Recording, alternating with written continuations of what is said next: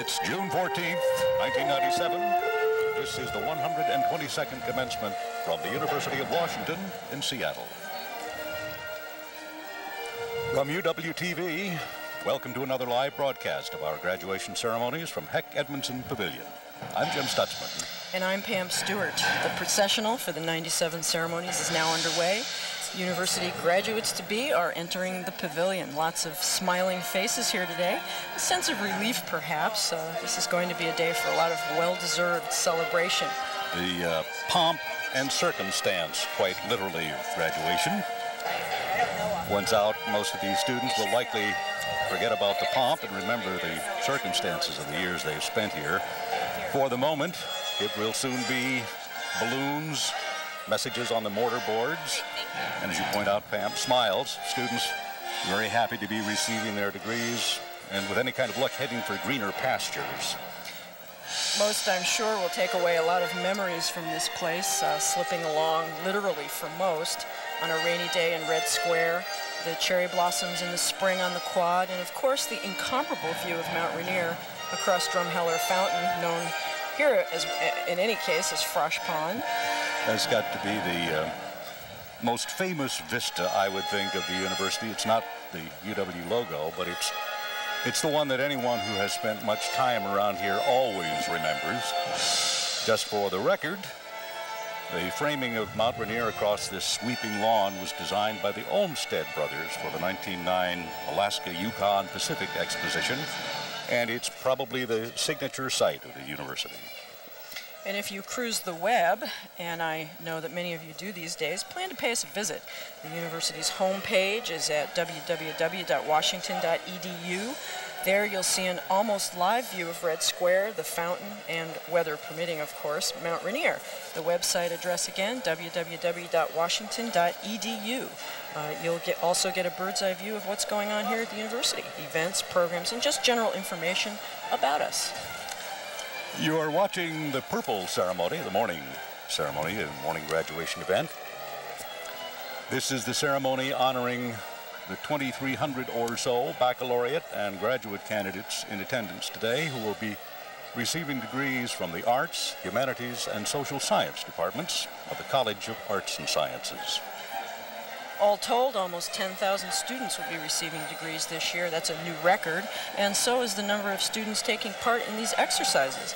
There's always a good crowd for this event, but today takes the cake for attendance. When you add up the graduates, their friends and families, it's well over 20,000 people. We have a packed house. We sure do. The music for today's activities features the university's wind ensemble, directed by Timothy Saltzman. We're listening to the processional medley, and it will continue as today's record number of graduates enters the pavilion. And if you've joined to see a particular graduate and would like a videotape of his or her graduation, feel free to record this telecast, and if you don't have the wherewithal to do that, know that there will be recordings available again this year. You'll find them at the university bookstore, and the price is, well, cheaper than last year, $24.95. Who says there aren't any bargains anymore? So if you want more information on those tapes, you can call the bookstore at 1-800-335-READ. The price is right. There is always wide public interest in these graduation ceremonies. After all, students from all over the state are being honored here today, and seating space is always at a premium for these events. That is why UWTV, Cable Channel 27, brings you this coverage.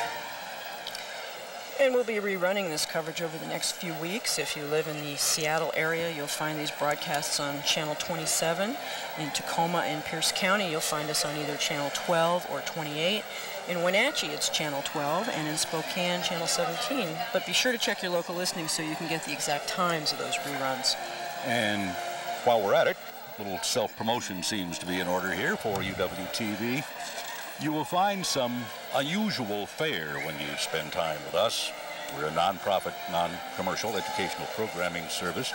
What you see and hear may surprise you. There are lectures and events from not only this campus, but from other premier schools around the nation, stuff from Harvard, MIT, Duke, Berkeley, Stanford, Yale, and the like.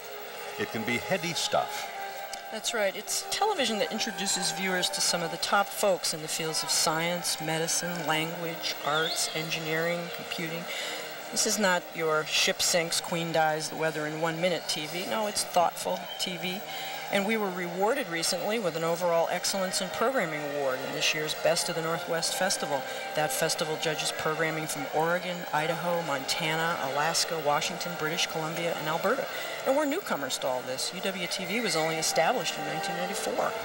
Our telecast last year of these commencement ceremonies earned 2 awards for excellence in live programming, one regional, the other national. Maybe we should quit now while we're still ahead. Forget it, Jim. Just a thought. Nice try. Student participation in graduation is increasing, as evidenced here today, not only at the U, but all over the nation. But our TV coverage next year may just be a departure from years past. There is talk about moving the entire graduation ceremony outdoors and holding a single event. You know, it could be a beautiful extravaganza, given the natural beauty of this area. But then again, it could be a disaster. As we all know, in this neck of the woods, June weather is unpredictable, to say the least. What's the term? Problematic? That didn't bother anybody at the first of these events. Class size then was memorable. 1. That's it. 1 single University of Washington graduate in 1876. The student was Clara McCarty, a name that still rings a familiar bell around here. McCarty Hall is one of the on-campus residence halls. Clara McCarty, incidentally, went on to become the first female superintendent of schools in Pierce County. Well, since you mentioned Pierce County, Jim, Pierce County and Tacoma are now home to one of the campuses of the UW. UW Tacoma is now in its 7th year and boasts about 1,000 alumni, soon to move into its new and permanent home in the heart of downtown Tacoma. It's really a beautiful site. Most of the classrooms and offices are going to be housed in restored turn-of-the-century warehouses. The reading room, for example, in the new library is the former Snoqualmie Falls Power Company transformer house that originally powered the streetcars of Tacoma. It is great to see those sorts of things preserved. And this September, the whole shebang becomes official. If you're a Tacoman, or a Tacoma woman for that matter, or a Tacoma wannabe, you're welcome to join us for the ribbon-cutting ceremonies. Just a few days ago, UW-Tacoma graduated just over 380 students. If you'd like information about our campus there, you can call toll-free 1-800-736-7750. Those opening ceremonies, incidentally, are going to be held September 27th at 12:30 that afternoon, and it will be the first time that a new campus is opened at the University of Washington since 1861. And this is also the 7th year of operation for the University of Washington Bothell. If you drive the I-405 corridor with any regularity, you'll have seen the sign for that campus. Tomorrow, in this very spot, 343 UWB graduates will be picking up their sheepskins. Like Tacoma, Bothell's alumni total is now in the neighborhood of 1,000. Yes, UWB is located in the Canyon Park Business Center. It will move to its permanent home just a short shot from Canyon Park in the year 2000. And we'll share that location with the new Cascadia Community College. For your information, the Bothell curriculum includes upper division undergraduate programs in nursing, liberal studies, business administration, and computing and software systems. There's also a Master's of Education and a certification program for K-8 teachers. If you'd like more information about the programs at UWB, please call toll-free 1-800-736-6650. You're watching the 1997 commencement exercises from the University of Washington on UWTV Channel 27 in Seattle. Well, the next group of UW future alumni are filtering in. These students, like those before them, are obviously in great spirits as this period of long evenings in the libraries draws to a close. And we can only hope that they take these spirits with them as they tackle their next challenge in life. This is a good time to be looking for that challenge, actually. Unemployment rates are at their lowest in years. And with the UW diploma as their ticket, it would seem that the prospects for these students couldn't look better. Time permitting, we will expand on that thought a little later in this broadcast. Now let's get to our table of contents for this telecast. In a few minutes, University of Washington Marshall philosopher and raconteur Ron Moore will officially open Commencement 1997. President McCormick will introduce today's special guests and award winners, and that will be followed by comments from the student body president, John Linder. And then you will hear from today's commencement speaker, Meg Greenfield, Pulitzer Prize-winning editorial writer for the Washington Post, a native Seattleite, incidentally, and alumna of the Bush School. As part of the program, 4 faculty members will be singled out as winners of this year's Distinguished Teaching Awards. They are in alphabetical order: Bob Crutchfield, Professor of Sociology; Doug Powell, Professor of Medicine; David Salison, Professor of Computer Science; and Bob Stacy, Professor of History. Fascinating 4, incidentally. Several weeks ago, all 4 of us had a chance to discuss teachers and teaching. All of them spoke about their former teachers and how their passion, and that is the term they use for this work, and their passion for the profession may have begun as a result of their former teachers, actually. Most of our discussion focused on the undergraduate experience in big universities. This is a portion of that discussion. There is a common belief, I think, that undergraduates get short shrift, and you didn't buy into that. No, I think I pronounced it flatly false. Good. And I think it is. It is flatly false. I taught at an Ivy League school before I came here.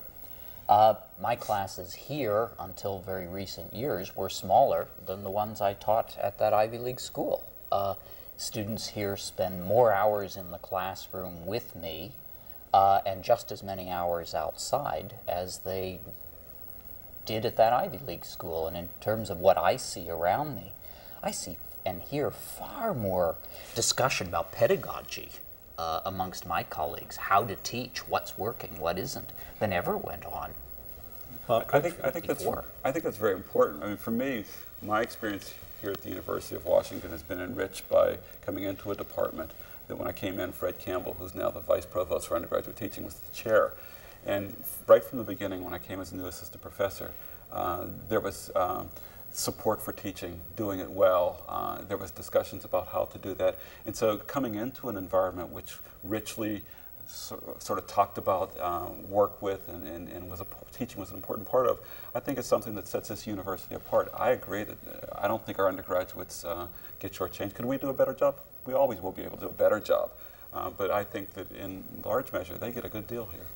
Doug Powell, can this sort of thing work in a medical school, in a medical setting? Absolutely. The department I'm in, the Department of Medicine, led by Paul Ramsey, has, in the last 8 years, totally reinvented the way teaching is done, and by having clinician educators, that is people that are hired to take care of patients and teach, without research being the primary focus for them, have allowed people to have more time to do teaching and to spend one-to-one time with the students and really make that their life's passion. What are the rewards that you get, all of you, from the work that you do, from teaching? David, you want to? Well, I guess one of the rewards is to see students who, when they first come in, actually don't know, if they're undergraduates, may not know anything about the field I work in, computer graphics, but learn not only all about the field, but how to do some new work at the forefront of the field, and then to be able to present it and defend it in front of a huge conference of thousands of people. It's incredibly rewarding. I guess it's the first that I felt really like a parent, I guess, was having students doing that kind of thing. It's a nice comparison. Bob? I teach medieval history. Very few people come into the university thinking that they actually need to know about medieval history. And so the challenge is to persuade them by the end of the quarter that they really did need to know about medieval history. And even more than needing to know, they enjoyed it, and they're going to go on and they're going to read more medieval history, and their lives will be a little bit different for having learned something about a world that's been dead for 600 years. Yeah, we can't make judgments, or very good judgments, about where we're going if we don't know where we've been. Well, I think that's right. And students who enter the university next year will have been born in 1980, some of them. There's a whole lot of human experience that happened before They were born. And it connects to their world.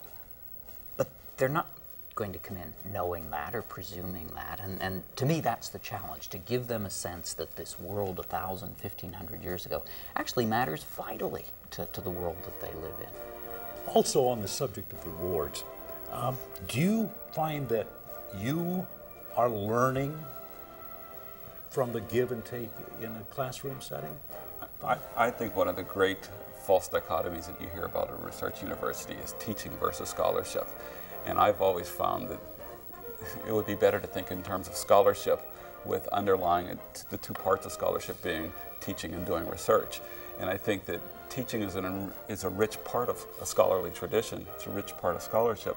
And I find that in a lot of ways, there's feedback between the work that we do individually in our research and what we do in the classroom. Not necessarily directly one-to-one, but I think they complement each other in ways that I've sometimes found myself in mid-lecture thinking, oh man, aha, there's something interesting, you know, that I hadn't thought about before, but it only comes about because a student asks a question that I wouldn't have thought of, or makes a comment that pushes me in a different direction. I think the two are very complementary.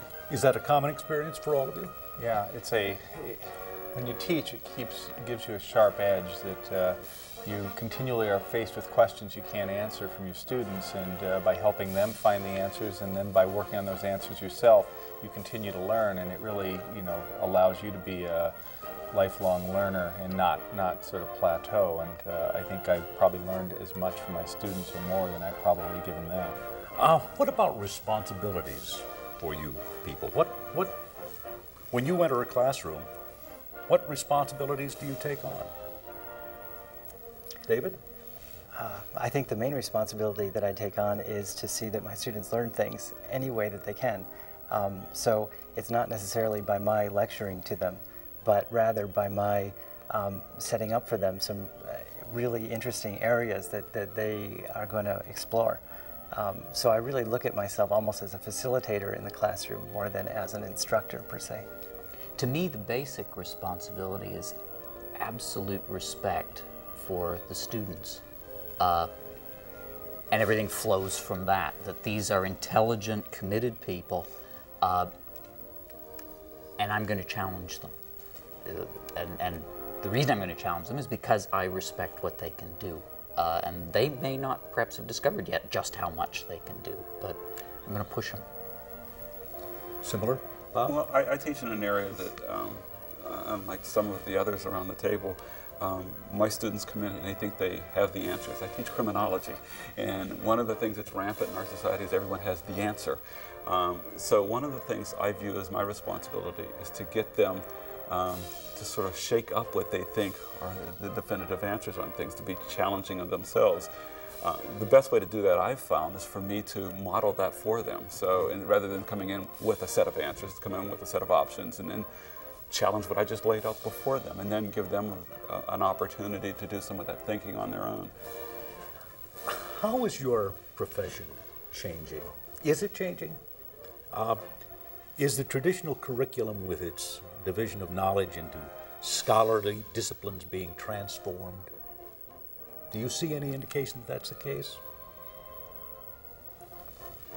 Oh, I think it's happening. I mean, historians like to think that everyone else is becoming an historian.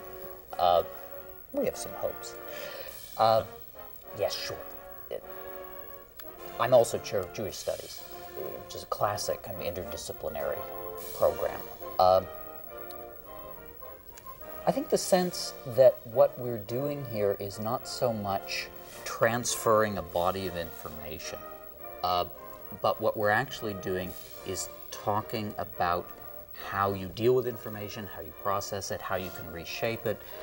What we teach are questions and approaches to answers, not a set list of answers. I think we're perhaps more aware of that now than we were. Is this interdisciplinary approach the wave of the future?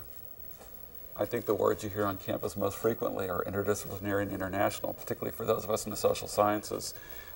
We need to be less myopic about our disciplines and about where we live, and look outside of our disciplines for ideas and new approaches to things.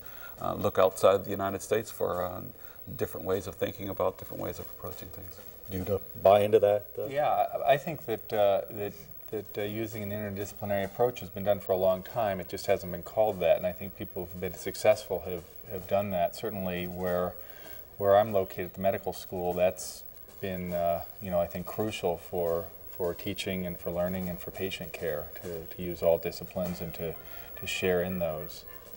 I'm teaching a class right now in computer animation to computer science students, art students, music students, and architecture students, all undergraduates in the same class, and it's just fantastic to have the students working together and sharing their individual talents, not trying to become the other type of student, but all contributing what they can to an overall production. It's been really exciting.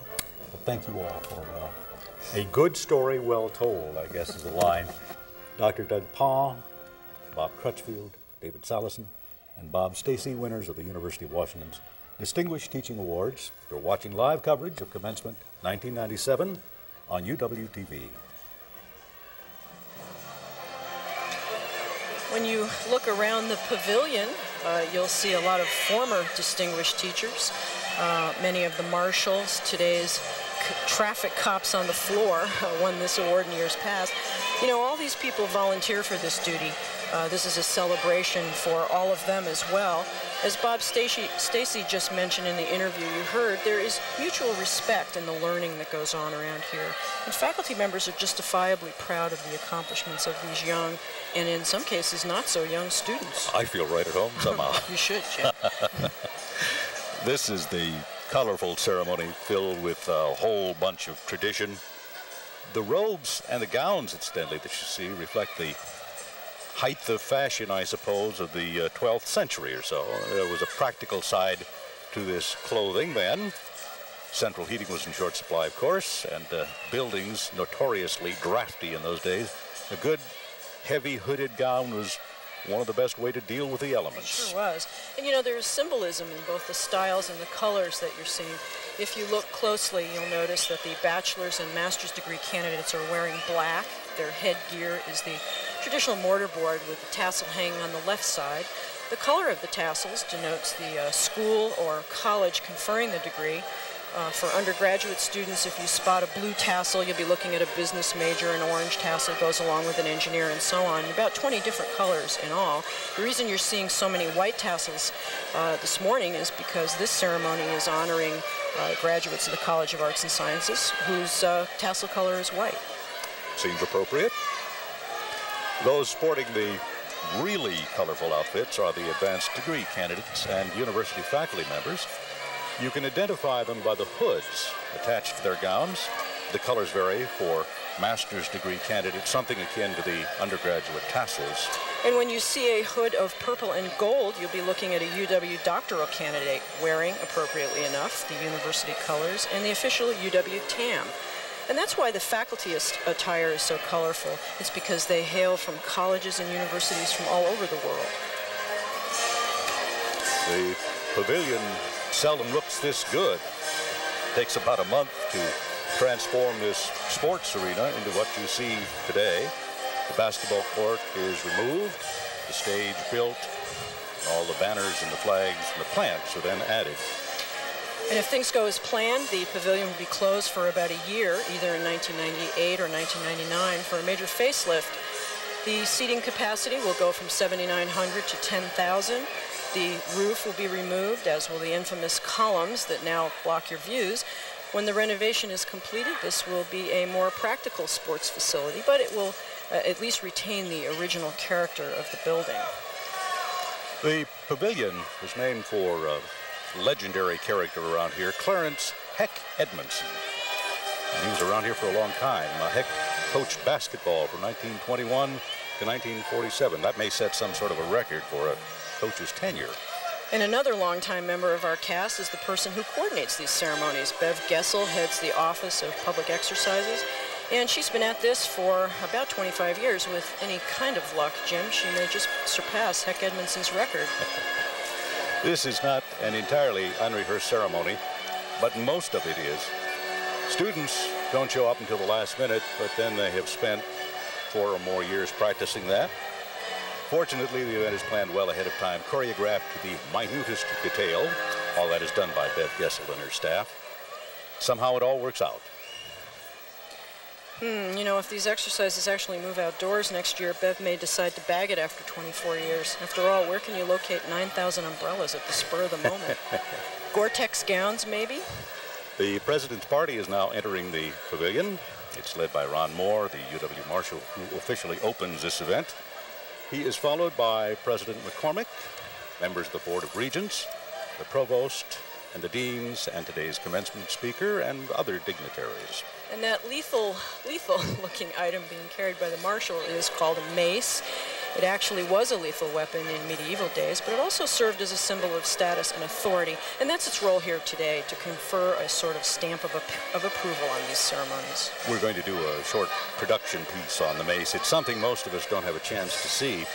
It's only on display in the Regents' Room in Gerberding Hall, and it's something well worth the seeing close up. It is the work of one or more really talented craftspeople.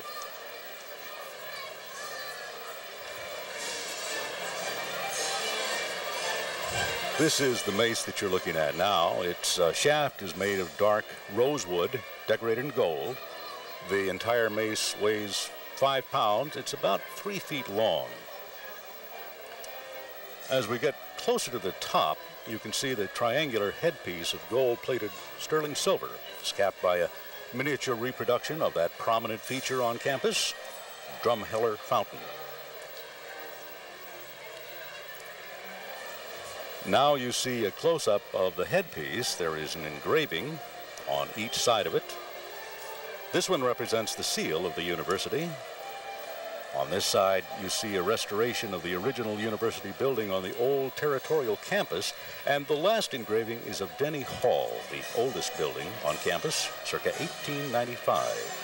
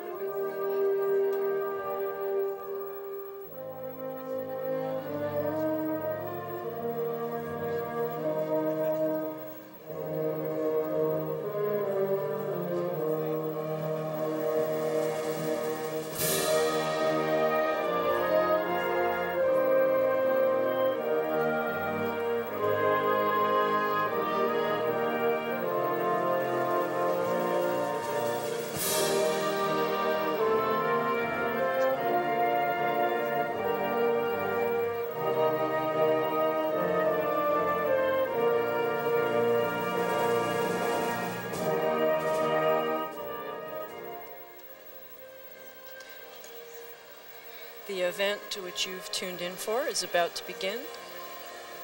So we invite you to sit back, be sure to applaud at the appropriate places.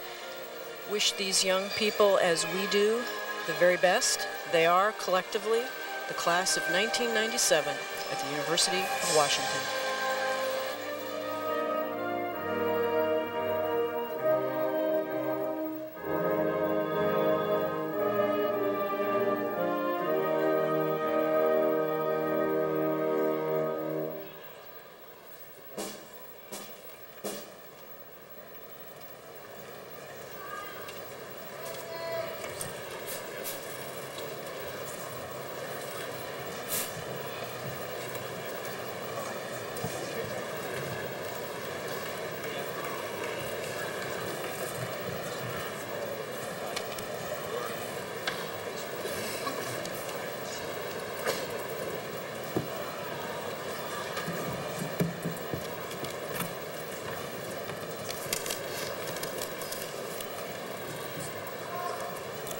The commencement exercises of the University of Washington will be opened with the singing of the Star-Spangled Banner by Andrew Childs, a voice student in the School of Music. The audience will please rise.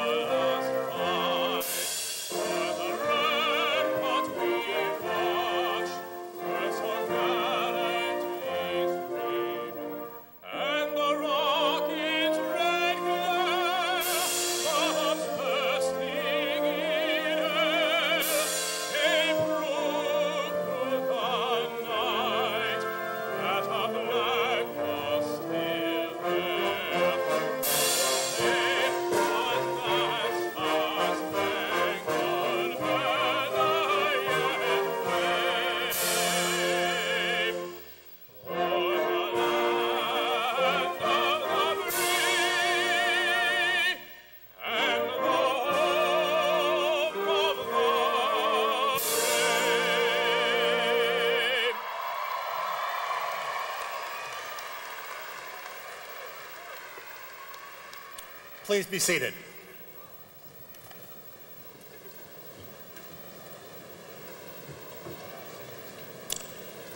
It is my pleasure to present Dr. Richard L. McCormick, President of the University of Washington, who will preside over these exercises.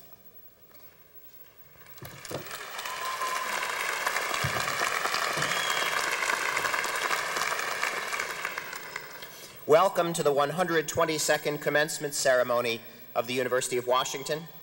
Commencement ceremonies are an expression of academic traditions going back hundreds of years, and they symbolize some of the most fundamental values of our civilization, most particularly the pursuit of truth, the preservation of freedom, and the cultivation of a climate of civility.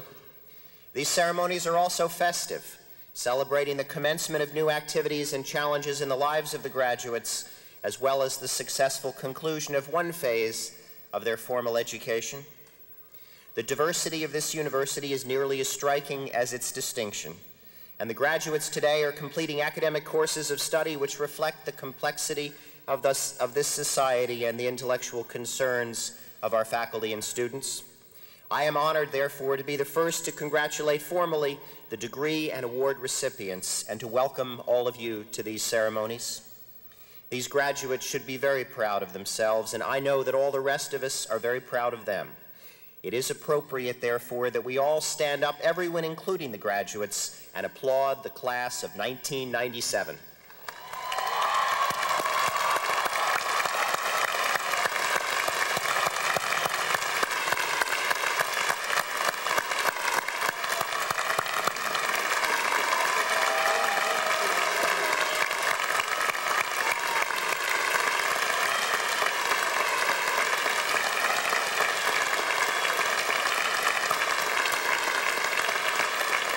And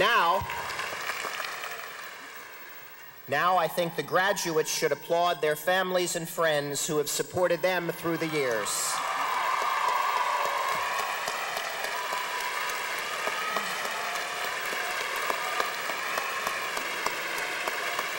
Please be seated. Some statistics may be of interest to you. Over the past academic year, more than 6,300 students have earned the bachelor's degree, and more than 9,200 new degrees overall have been awarded. About 53% of the bachelor's and 56% of the master's degrees were earned by women. 44% of the new lawyers are women, as are 54% of the new physicians, and 30% of the new dentists. 41% of the PhDs were also earned by women.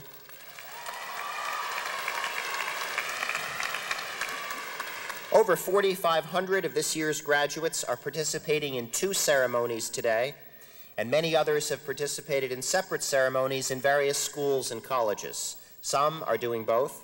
Each year, the number of students participating in these ceremonies has increased, and as far as we can tell, the number this year is the largest in the history of the University of Washington. We are very pleased to have you and your families and friends here. We now hold two ceremonies. This morning we honor graduates from the College of Arts and Sciences, Arts, Humanities, and Social Science departments. This afternoon, graduates of the College of Arts and Sciences Science departments and the university's other schools and colleges will march in another ceremony. The splendid music you have been listening to during the processional, and which you will be hearing more of later in the morning, is being provided for us by students from the School of Music's Wind Ensemble under the direction of Professor Timothy Salzman. As you can tell, they are gifted musicians, and we greatly appreciate their participation.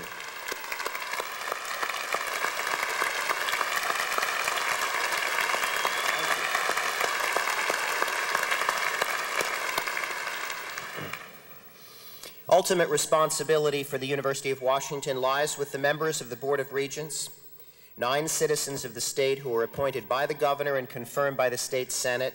These dedicated men and women serve without pay and devote many hours each year to the welfare of our university.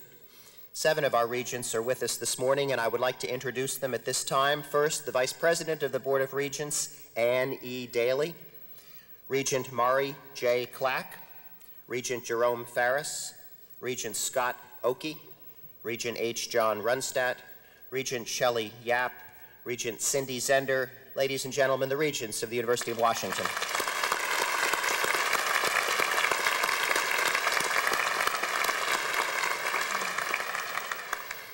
In addition to the Regents, we have seated on the platform this morning the Chief Academic and Administrative Officers of the University, including the Provost, whom you will meet in a moment, the Vice Presidents, the Dean and Divisional Dean of the College of Arts and Sciences, chairs of departments in the college, the leadership of the Faculty Senate, the elected student leadership on campus, the President of the Alumni Association, and faculty members, professors emeriti, and other representatives from the various schools, colleges, and departments of the university.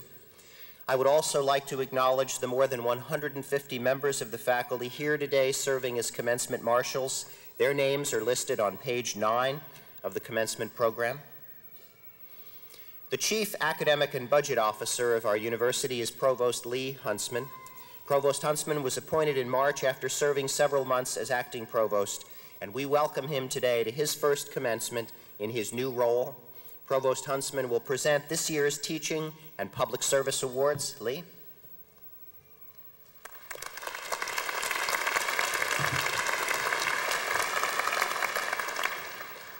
In order to strengthen the university's dedication to teaching excellence, the university each year presents Distinguished Teaching Awards to faculty and Excellence in Teaching Awards to teaching assistants. Many elements of the university community participate in the process of identifying and selecting those who rank foremost among their peers in teaching excellence. 4 University of Washington professors and 2 graduate assistants with teaching responsibilities have been selected to receive awards this year. I will ask them to rise and remain standing until all are introduced. The recipients of the Distinguished Teaching Awards are Robert Stacy, Professor of History, Robert Crutchfield, Associate Professor of Sociology, Douglas Paugh, Associate Professor of Medicine, and David Salison, Associate Professor of Computer Science and Engineering.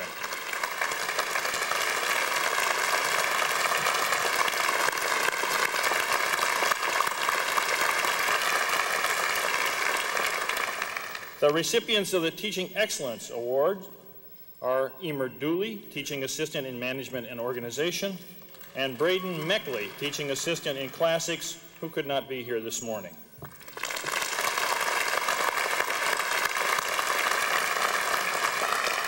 Selected by a committee of faculty, students, and alumni, these honorees were cited for superior mastery of their disciplines, their ability to transmit knowledge, and their concern for students. We're proud of our teaching faculty and the honor that these individuals receive today is especially precious to all of us members of the academic community. The university also presents an award in recognition of outstanding public service on the part of the university of faculty or staff member. This year's recipient is Anne Streisguth, Professor of Psychiatry and Behavioral Sciences. Professor Streisguth, unfortunately, is unable to be with us this morning, but I will present her award in absentia. Professor Streisguth is an internationally known expert on fetal alcohol syndrome, or FAS, and she has headed the university's fetal alcohol and drug unit for 24 years. During those years, she has spent countless hours in uncompensated work to prevent, treat, and mitigate the effects of FAS. Her testimony before governing bodies has played a key role in raising public awareness and setting public policy. She has been a community activist. She has served on national panels and boards, and she has spoken at workshops around the country and indeed around the world.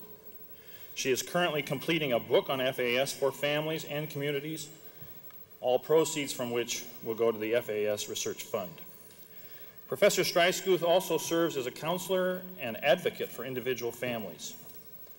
Women struggling to overcome alcohol dependency, parents searching for help with FAS children, and children trying to make the most of damaged lives have all been the beneficiaries of her care and her knowledge. For a lifetime of effort to protect the unborn, educate the public, and help afflicted families, the University of Washington commends her.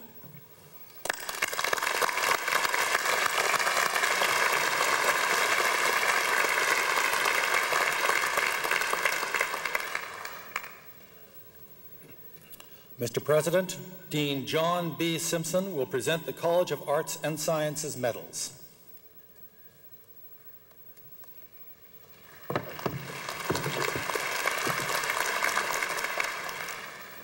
Among the students graduating with honors from the College of Arts and Sciences, the college recognizes each year the outstanding graduating senior in each of its 4 major divisions. These students are selected by a faculty committee independent of the committee that selects the president's medalist, and the basis for their selection is high scholarship, as well as the challenging nature and level of courses completed.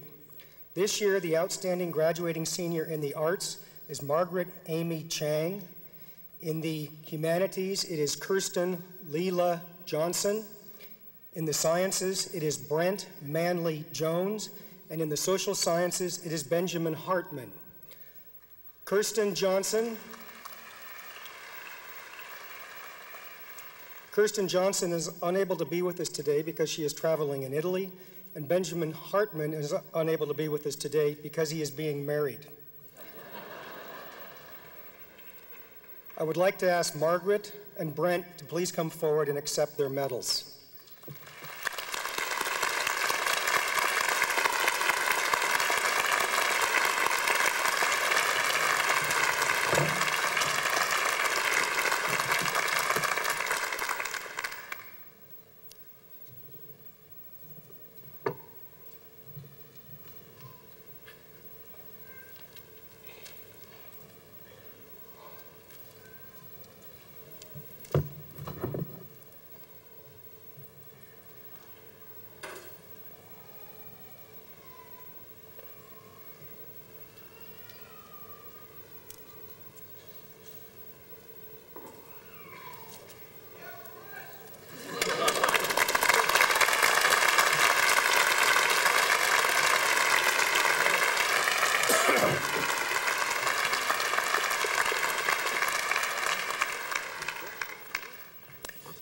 Since 1932, we have presented a medal to the graduating senior who has achieved the most distinguished academic record at the university.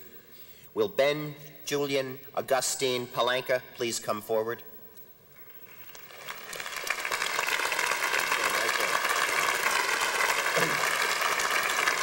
Ben grew up in Everett and graduated from Cascade High School in 1993, one of 4 students ranked #1 in his class and president of the National Honor Society. He entered the UW that fall, and in his 4 years as a student here, Ben has accumulated many more honors than I have time to list. He has been on the Dean's List every year, was awarded the Junior Medal for highest academic achievement in his junior class, was elected to Phi Beta Kappa as a junior, and won a prestigious Barry M. Goldwater Scholarship for students who excel in math and science. He has been a teaching assistant for senior level courses in biochemistry and was active all 4 years in Beta Beta Beta, the Biological Honor Society, serving as its president this past year. Ben graduates today summa cum laude with 2 Bachelor of Science degrees, one in biology and one in biochemistry, and with honors in both. Grades are not the sole determinant of this award. The committee that selects the recipient looks at other things as well, such as the number of honors and upper division courses and other factors, but grades are important. Ben is graduating with a grade point average of 3.96. He achieved this record while taking a wide range of challenging science courses and participating in the undergraduate honors program.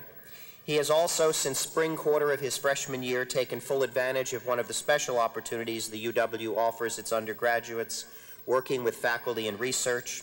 Under his faculty mentor, pathology professor Peter Rabinovich, Ben carried out research on DNA damage and repair with applications to cancer and aging studies. He is already the co-author of 2 research publications. Incredibly, Ben also has time for fun. He loves biking and is an avid music fan with eclectic tastes. On a single weekend recently, he managed to take in a chamber music concert at Meany, a concert at the Columbia Gorge, and 2 days of the Seattle Folklife Festival.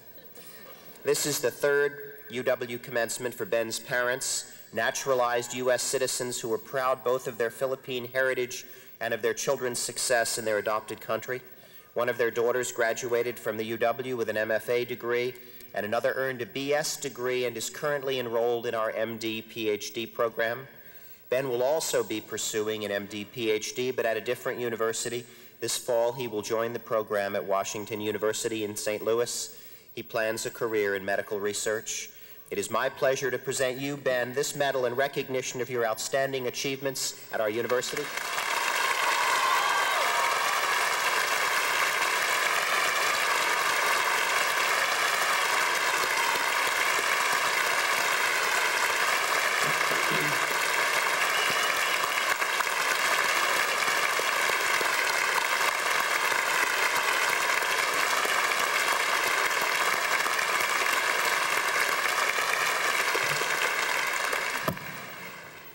That's just terrific of the graduates to recognize Ben that way. At this time, I would also like to recognize those students who were candidates for the President's Medal by virtue of academic performance in the top half of all graduating seniors in their respective colleges.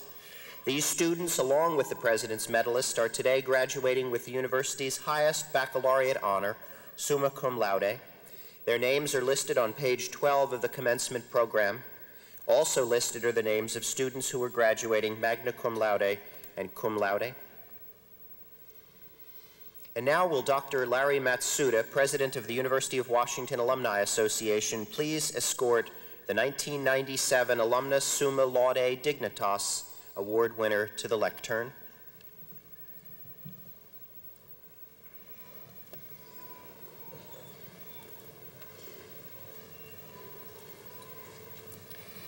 Since 1938, the University and the Alumni Association have presented an award to a former University of Washington student whose work has gained national or international prominence. The Alumnus Summa Laude Dignitas Award, which means alumnus worthy of the highest praise, is the highest honor bestowed by the University of Washington. The recipient is selected by a committee of university faculty and alumni. It gives me great pleasure today to add to the long and distinguished list of individuals who have received this award the name of Chuck Close, a painter celebrated for both his art and his life. Mr. Close is a native of Monroe, Washington. He studied art at the UW with Alden Mason, graduating with a BA degree in 1962. He then went on to Yale University, where he earned both BFA and MFA degrees. There he began working on the large photorealist portraits that made him in a few years one of the best-known figures in American contemporary art. Each Close portrait starts with a huge Polaroid photograph, overlaid with a penciled grid.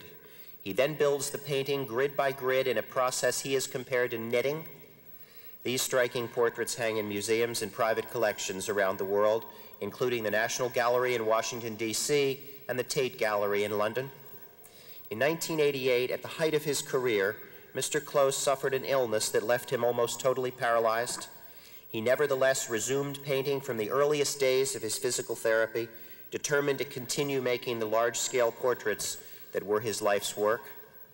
The recent portraits are widely believed to be his best. The paintings Close has produced since his illness, said one art critic, are his most electric, most outrageous, and also most beautiful.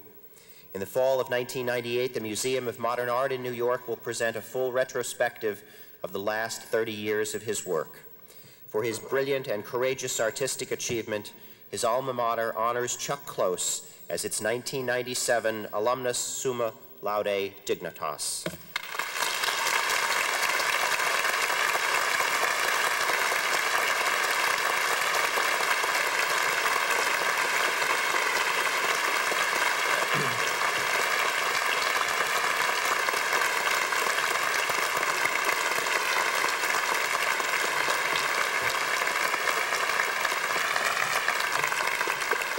Mr. Close has been here since Wednesday, participating in various tributes and ceremonies, including giving a public lecture last evening. He needs to leave now to fly home to New York. It has been a pleasure having you here these past few days.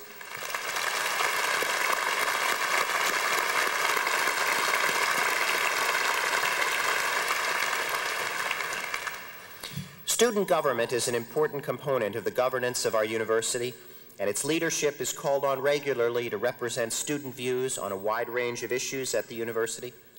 I am pleased to introduce the president of the Associated Students of the University of Washington, Mr. John Linder.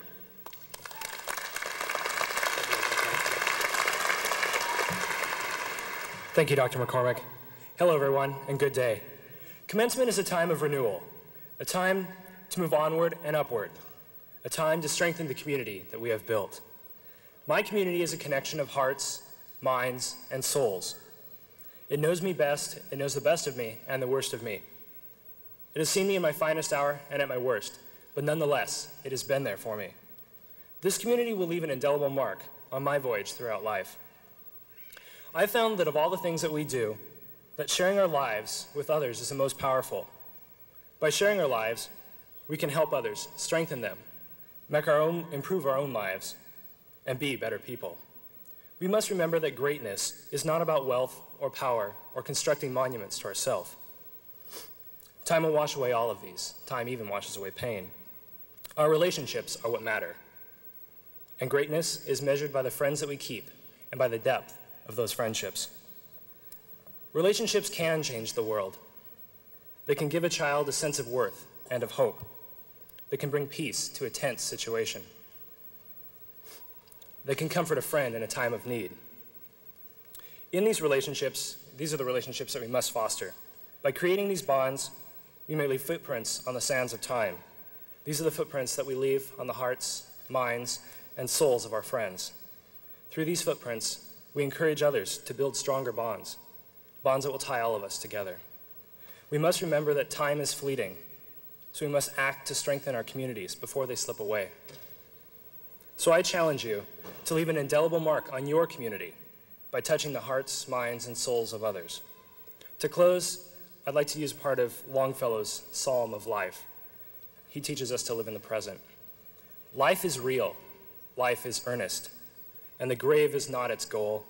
Dust thou art, to dust returnest, was not spoken of the soul. Not enjoyment and not sorrow is our destined end or way, but to act that each tomorrow find us farther than today. In the world's broad field of battle, in the bivouac of life, be not like dumb, driven cattle. Be a hero in the strife. Trust no future, however pleasant. Let the dead past bury its dead. Act in the living present, heart within and God overhead. Lives of great ones all remind us we may make our lives sublime. And departing, leave behind us footprints on the sands of time. Let us then be up and doing, with a heart for any fate, still achieving, still pursuing, learn to labor and to wait.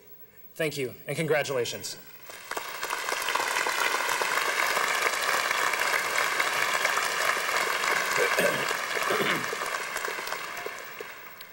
This morning's commencement speaker is Meg Greenfield, Pulitzer Prize-winning editor of the Washington Post's editorial page.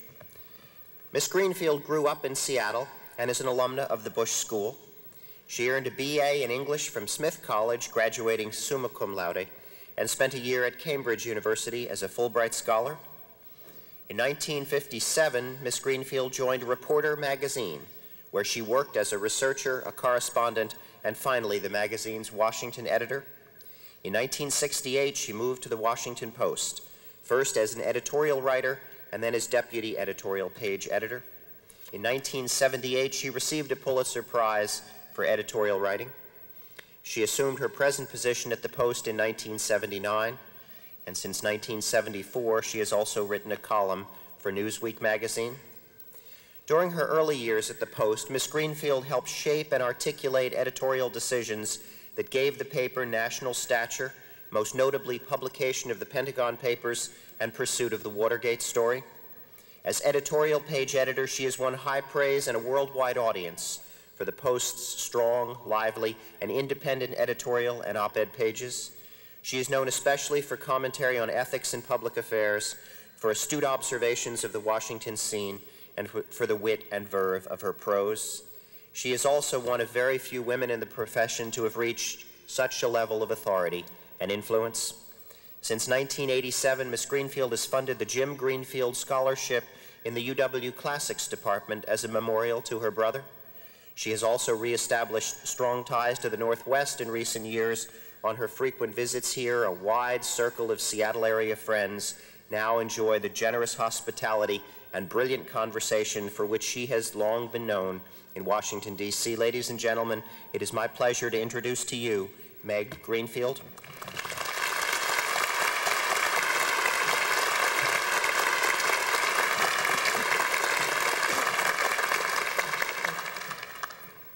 President McCormick, faculty, visiting bigwigs, and all of you receiving degrees today, it is a particular joy for me to be here. I grew up just a few blocks away and was from earliest memory in awe of this place. As a child of 5, I already knew from my endless singing of Heaven Help the Foes of Washington that it was harder to push them over the line than past the Dardanelles. Although I, of course, couldn't have told you what the Dardanelles were, and actually wouldn't want to be pressed too hard on the point today. Since those long gone times, this university has become ever more distinguished, the home base of Nobel laureates, of new scientific disciplines and technologies, and of nationally and internationally renowned scholars in the arts and humanities. So anyone earning a degree today has reason to be exceedingly proud. You deserve all the congratulation that will be coming your way. As your commencement speaker, I am aware that it is my duty to talk to you of the future, of the challenges and promises that lie ahead. But I don't want to. In the first place, I don't know any more about them than you do.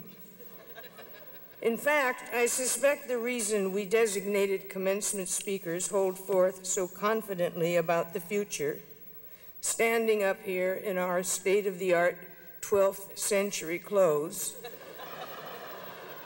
is that we know for an actuarial fact that we will not be around to face the music when all our predictions turn out wrong.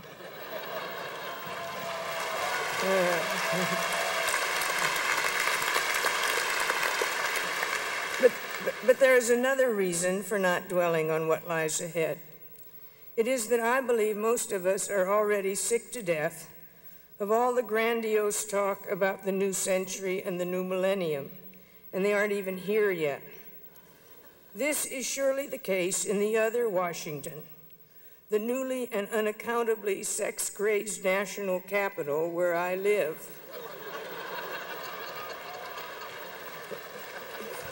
Political leaders on all sides can scarcely stop exclaiming about their own awesome burdens in relation to this coming millennium, about how very difficult it is to be responsible for ushering it in. An unhelpful columnist observed not long ago in response that it actually isn't difficult at all. All the politicians have to do is stand there. 1 minute it will be one millennium, and the next minute it will be the next.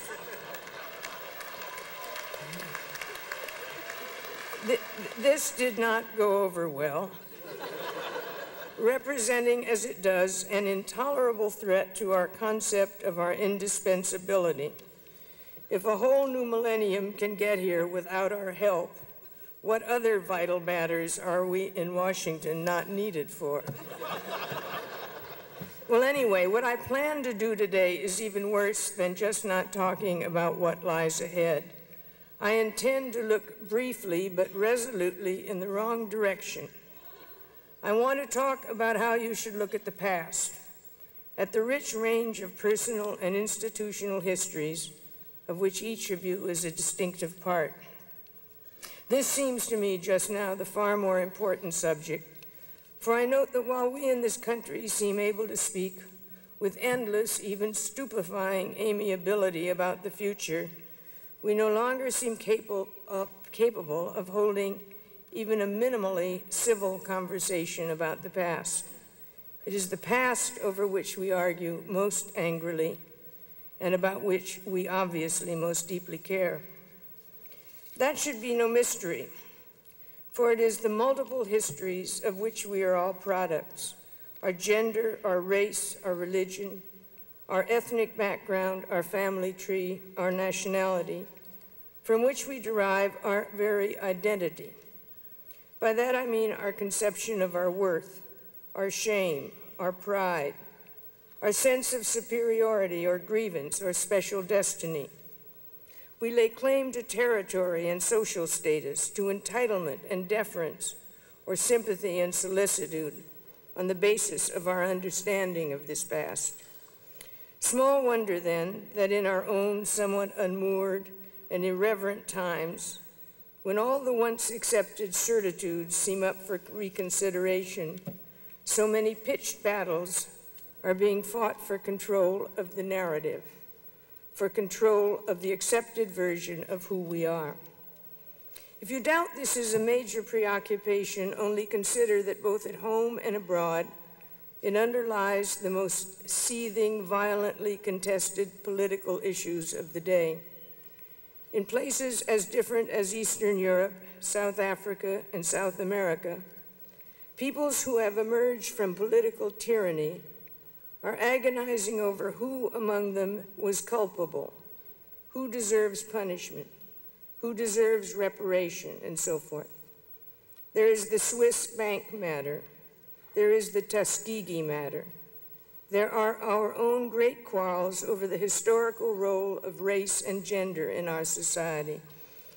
The eye can hardly find a spot to rest where conflict over the legacy of the past is not disturbing the peace of the present. I offer 3 rules that I think can be of help in coming to terms with your own multiple histories amid all the turbulence. First, be curious and open-minded about them. They are probably more morally ambiguous and complicated, and therefore interesting than you suppose. Get the good of that. Don't try to ignore or sanitize or rewrite the record. From which the next 2 rules follow. Don't be tempted to pretty up the past, and conversely, don't become, in a latter-day fashion, a single-minded disparager of it, endlessly mining history only for evidence of how benighted people were in contrast to our own wonderful evolved selves. On the first point, I offer as an example the lively history of this place.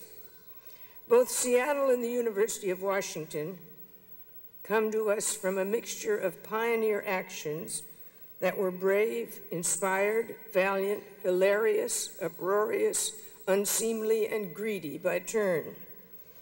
For contrary to what is often assumed elsewhere in the country, neither this city nor this university sprang full-blown from a latte machine in the mid-1970s while a little Vivaldi played discreetly in the background. In my own memory, the university in the years just before and after World War II was known as the site of great disputation and political energy, of fairly vicious combat between right and left, and between academics and the government establishment that funded them. It was the locus of early labor union and left-wing agitation and of angry right-wing reaction.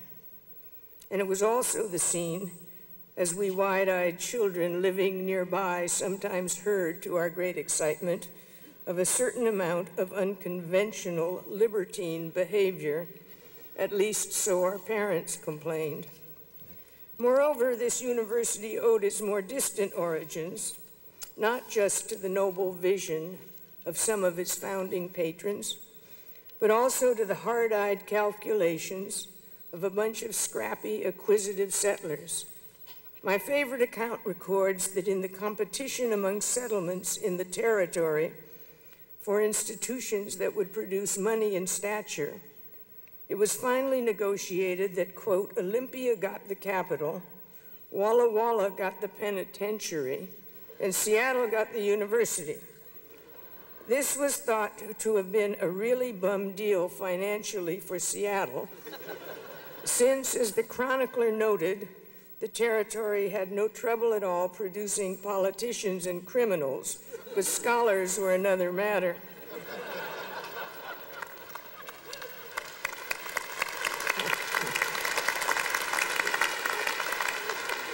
I don't bring this up to suggest that the university has rewritten its history. It has not. Only to illustrate how mixed and robust and unsusceptible to simple pigeonholing most of our histories are, how infinitely more worthy of study they are than your average drum-beating official handbook. But we don't always accept the ambiguities in our past.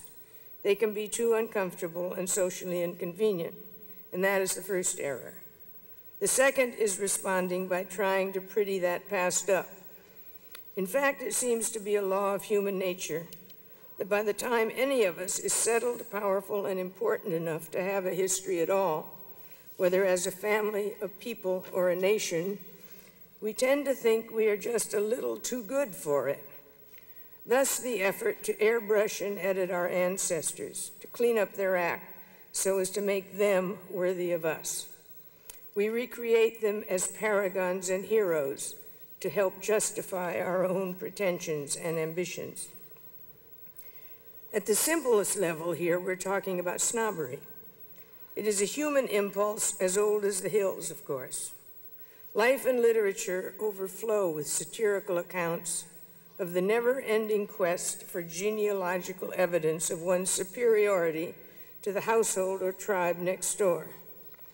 Such accounts are all variations, in my view, on the alleged response of the English bishop's wife to Charles Darwin's 19th century anthropological bombshell, the hypothesis that we might all be descended, in the first instance, from, of all things, apes. Now, here was a true genealogical emergency. Let us hope it is not true, she is reported to have exclaimed once the initial shock wore off. And if it is, let us pray it does not become generally known. As often as not, we're talking of pretty innocent, even silly stuff like this when we talk of the impulse to prettify the past. Indeed, there can even be side benefits. The belief that they are legatees of an especially worthy ancestry can inspire people to honor and fulfill that legacy, to be better citizens. But we know that it is also at least as common for such falsification and idealization of our roots to lead to a dangerous social and ethnic and national smugness. These reinvented ancestors who never lost a battle except as the other side foully cheated, who had the right on their side at all times, who knew how to use a knife and fork before anybody else, can become a rationalization for every kind of repression, crusade, vendetta, and as we now say, cleansing that can be imagined. Less dramatically, such beliefs may lead to routine, almost unwitting cruelty to others in our own daily lives. And finally, the impulse deprives us of the glories of our true heritage. We lose the chance to see our past whole and understand who we truly are. The third and final error people make is in large part a reaction to this relentless glorification of the past, or at least it began that way. It got its start in recent decades as a refreshingly skeptical refusal to take at face value the familiar chauvinisms and pieties and fictions that mark so much of our collective biography. It sought to debunk and deconstruct them. Well and good, except that debunking and deconstructing as a way of life, as a kind of relentless carpet bombing of the nation's founding myths, can soon become a cause in itself, not a corrective. And when this happens, the zealous overcorrectors turn out to be not all that different from the prettifiers, for whom they have such contempt. For they share with them both a tendency to ignore evidence that doesn't support their bias and a tendency to draw the wrong conclusion from what they find. Many of my fellow journalists are among the professional practitioners of this custom. We often present a stark, one-sided reading of the historical record that is as unrealistic in its thoroughgoing negativity as is the idolater's implausibly sunny version, which it is trying to expose. And not just errant journalists, but advocates of all manner of causes tend to slip into the practice. What a historical figure may have done that our society would nowadays condemn will not be mitigated for them by what that same figure might also have done that was praiseworthy. The vice doesn't live uneasily with the virtue, as we know it does in all of our own real lives. Rather, it is seen as negating the virtue altogether. Our ancestors, thus interpreted, are not to be forgiven their moral contradictions and shortcomings, no matter how majestic some of their other deeds may have been. Unsurprisingly, such an approach tends to generate a misplaced arrogance, little different from that of your most ridiculous basic social snob. For the message drawn seems to be how much better and purer and more fully ethically developed the debunker is than those clods who did things their barbaric way in the past. Never mind that at the same time they may have been writing the Constitution and the Bill of Rights or even inventing the wheel. This is exactly the wrong message, of course, for facing up to what we may rightly see as the moral howlers of some of our founders and progenitors should not make us cocky any more than it should make us ashamed. It should make us introspective. It should lead us not to condemn them condescendingly, but rather to wonder about ourselves. If they, say, a giant of Thomas Jefferson's stature, were capable of so much unwitting insensibility and inconsistency, what may we be guilty of right now in our own value systems that goes unrecognized by us?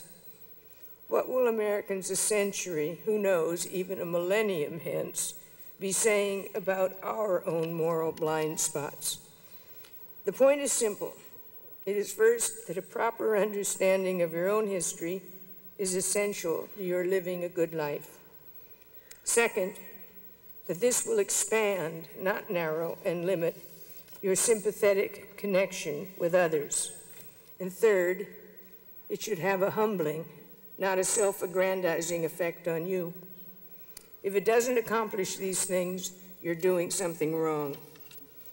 And now, speaking of being humbled, I will add one last thought.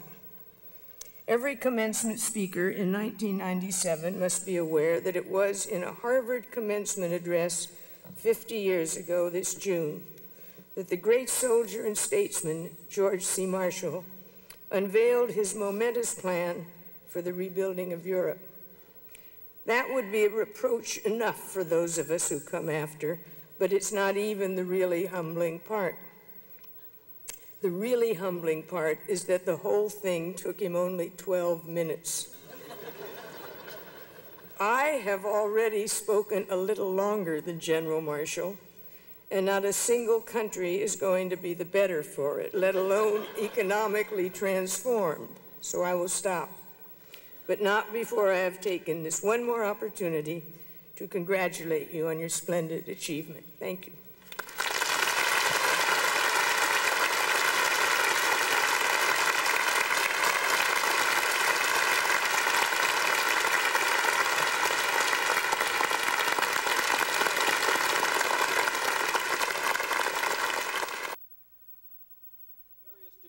To all candidates.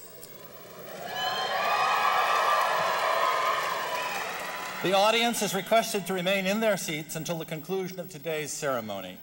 This morning's ceremony honors graduates from the College of Arts and Sciences. Candidates for doctor's degrees will be presented by Dean Marcia Landolt of the Graduate School.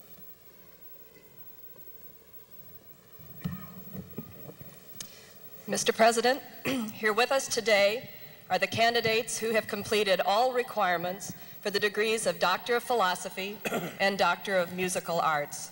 I request them to rise.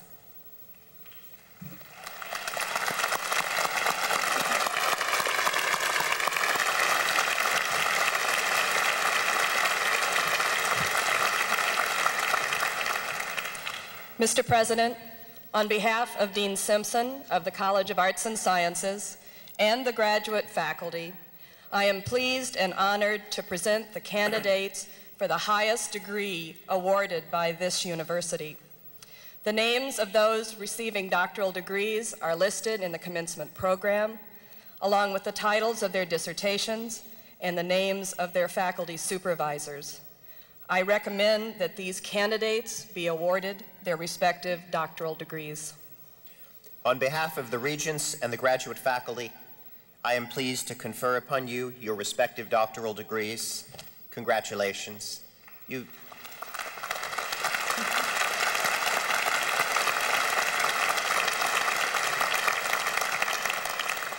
have achieved high academic distinction, and this university salutes you. You will be presented today with a memento of this graduation exercise, so please come forward.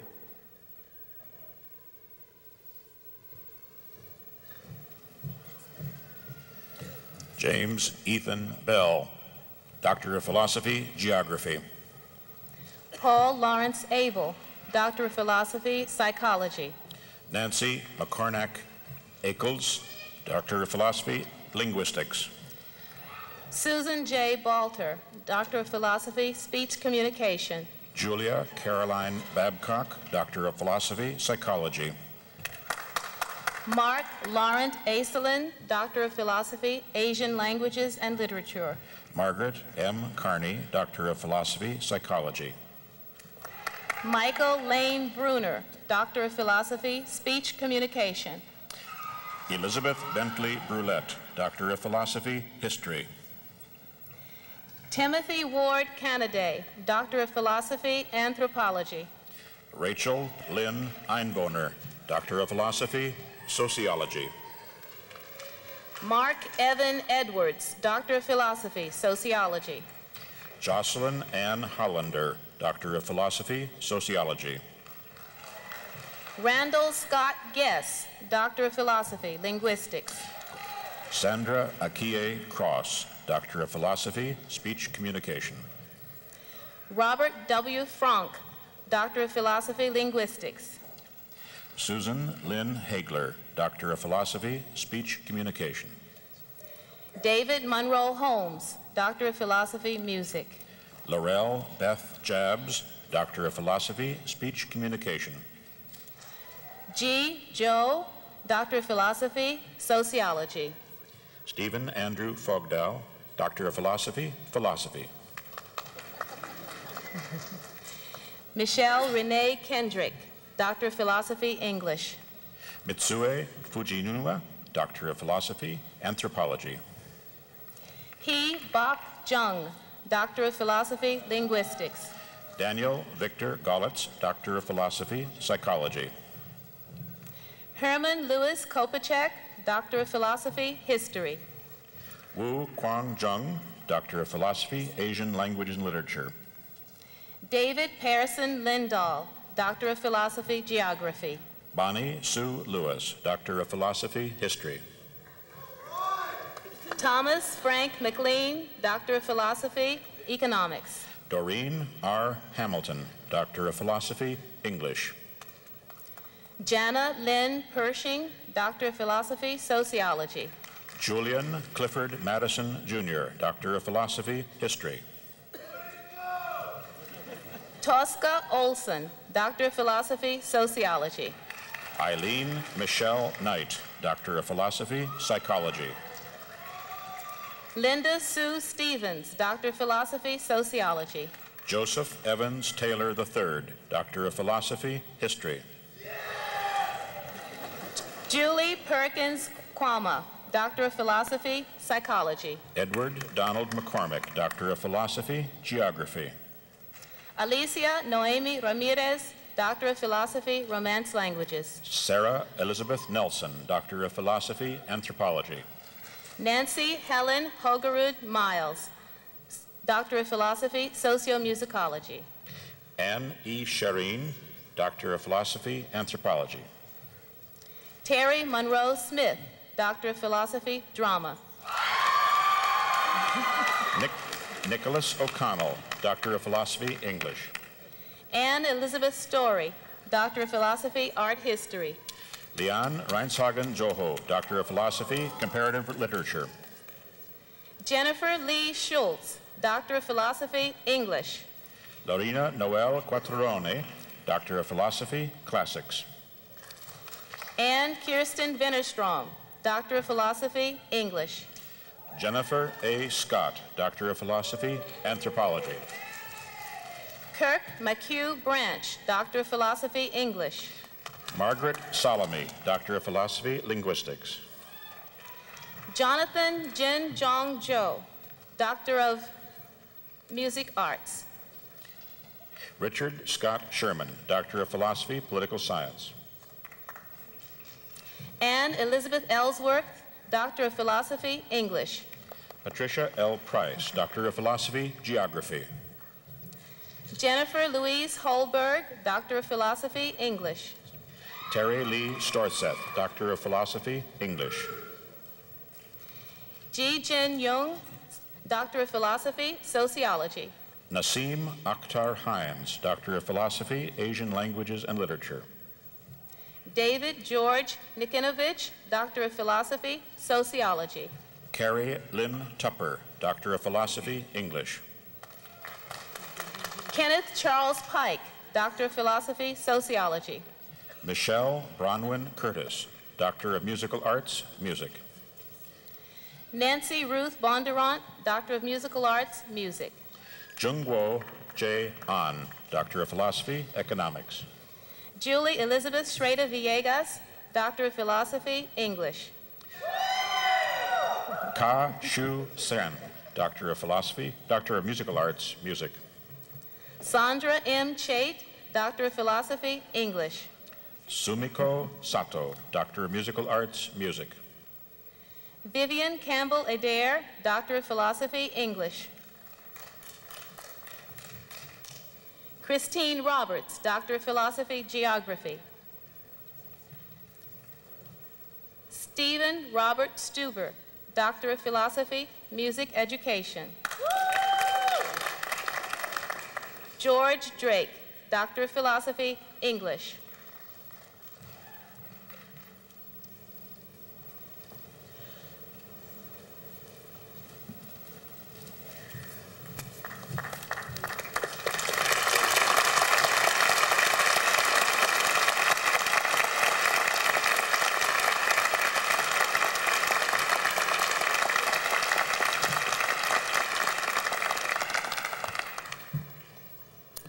Candidates for master's degrees will be presented by Dean Landolt of the Graduate School.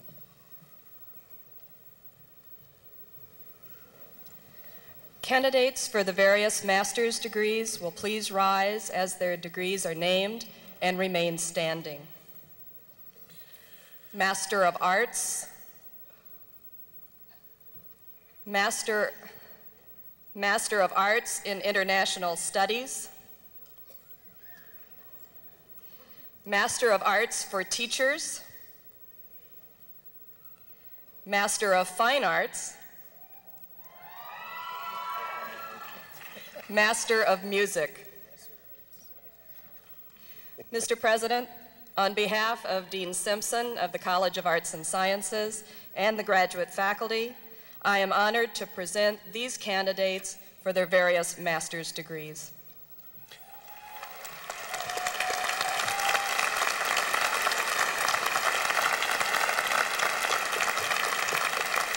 On behalf of the Regents and the graduate faculty, I am pleased to confer upon you your master's degrees. Congratulations. Your university is very proud of you. You will be presented today with a memento of this graduation exercise, so please come forward. You are watching the master's degree candidates of the University of Washington class of '97 begin to file up to receive their degrees. And for these master's and doctoral candidates, research has been a great part of their work here. The term research university seems to conjure up this vision of men, invariably, in laboratories, of course, decked out in white coats. And there is certainly some of that going on at the University of Washington. But when you look at some of the world-famous research projects that started here, you find that the faculty members and their students are more likely to be decked out in hip boots and rain gear, plowing through a river or maybe some volcanic ash or wood pulp. And some of those students are undergraduates also. And there's a lot of competition among research universities for the increasingly scarce dollars from the federal government, but the UW has been for years a major winner in that competition. In fact, we rank #2 among all of the nation's universities, public and private, in terms of awards of federal research money. And this is public money, of course, and we like to think all of us got a good return for those dollars. The money has been spent to understand and reduce things like heart disease, diabetes, hearing loss, Alzheimer's, AIDS, to do research in women's health and the health of the ecosystems, which all of us share. And there's a connection between all this research and the private sector, that is American industry. The businesses that apply the discoveries made by university faculty also support this research. In fact, we get a significant amount of money from licensing these discoveries. We're 5th in the nation in licensing income and 3rd in support from industry for R&D, that is research and development. Our coverage of commencement from the University of Washington continues as the bachelor degree candidates will soon be filing up to receive their degrees.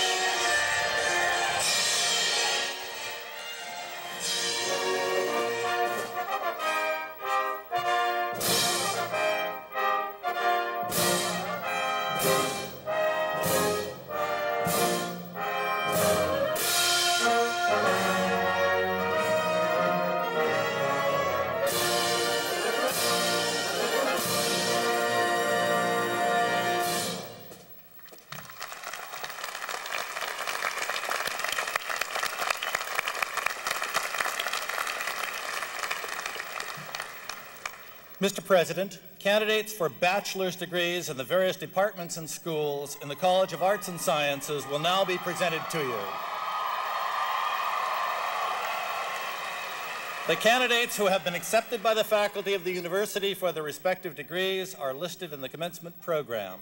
Candidates for the several bachelor degrees in the schools and departments of the College of Arts and Sciences will be presented to you, Mr. President, by Dean Simpson.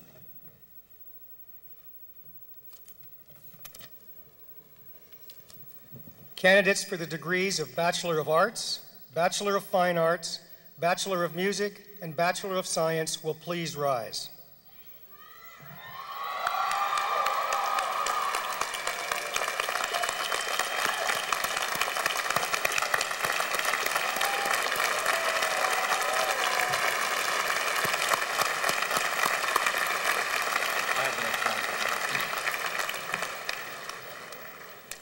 Mr. President, I have the honor to present these candidates for the degrees of Bachelor of Arts, Bachelor of Fine Arts, Bachelor of Music, and Bachelor of Science, and recommend that all who have fulfilled the requirements of the College of Arts and Sciences be awarded their degrees. The names of candidates graduating with distinction and with college honors may be found in the commencement program listed with the degrees awarded during each academic quarter. Many of the candidates here today have completed degree programs in summer, autumn, or winter quarters. These candidates, whom we are very glad to have with us, have already received appropriate diplomas. Candidates completing their academic programs this spring will receive their diplomas later this summer. A special memento of this graduation exercise will be presented to all candidates in attendance today. Following President McCormick's citation awarding the various bachelor's degrees, all candidates will be seated immediately and under the direction of the faculty marshals will await their turn to come forward one row at a time.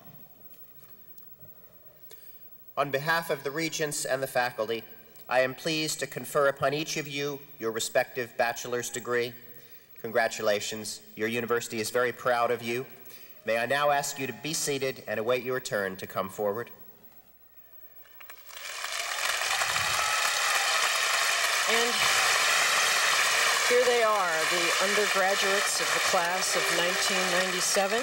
I'm Pam Stewart, and this is the 122nd Commencement of the University of Washington, coming to you from Heck Edmondson Pavilion in Seattle on UWTV, cable channel 27. And I'm Jim Stutzman. It is a great day for these students. The culmination of a lot of hard and, one would hope, rewarding work, some long, probably strange hours, more than likely some crummy food, and some of the most enjoyable years these young scholars will remember.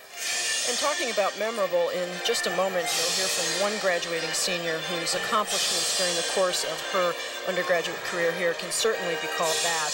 Her name is Valerie Payton, and she leaves here today with 2 degrees, one in Russian and one in physics. She's been honored by NASA, invited to talk about her undergraduate research experience with members of Congress, and awarded a no-strings-attached travel fellowship, which she will use to fulfill a childhood dream of traveling to Russia.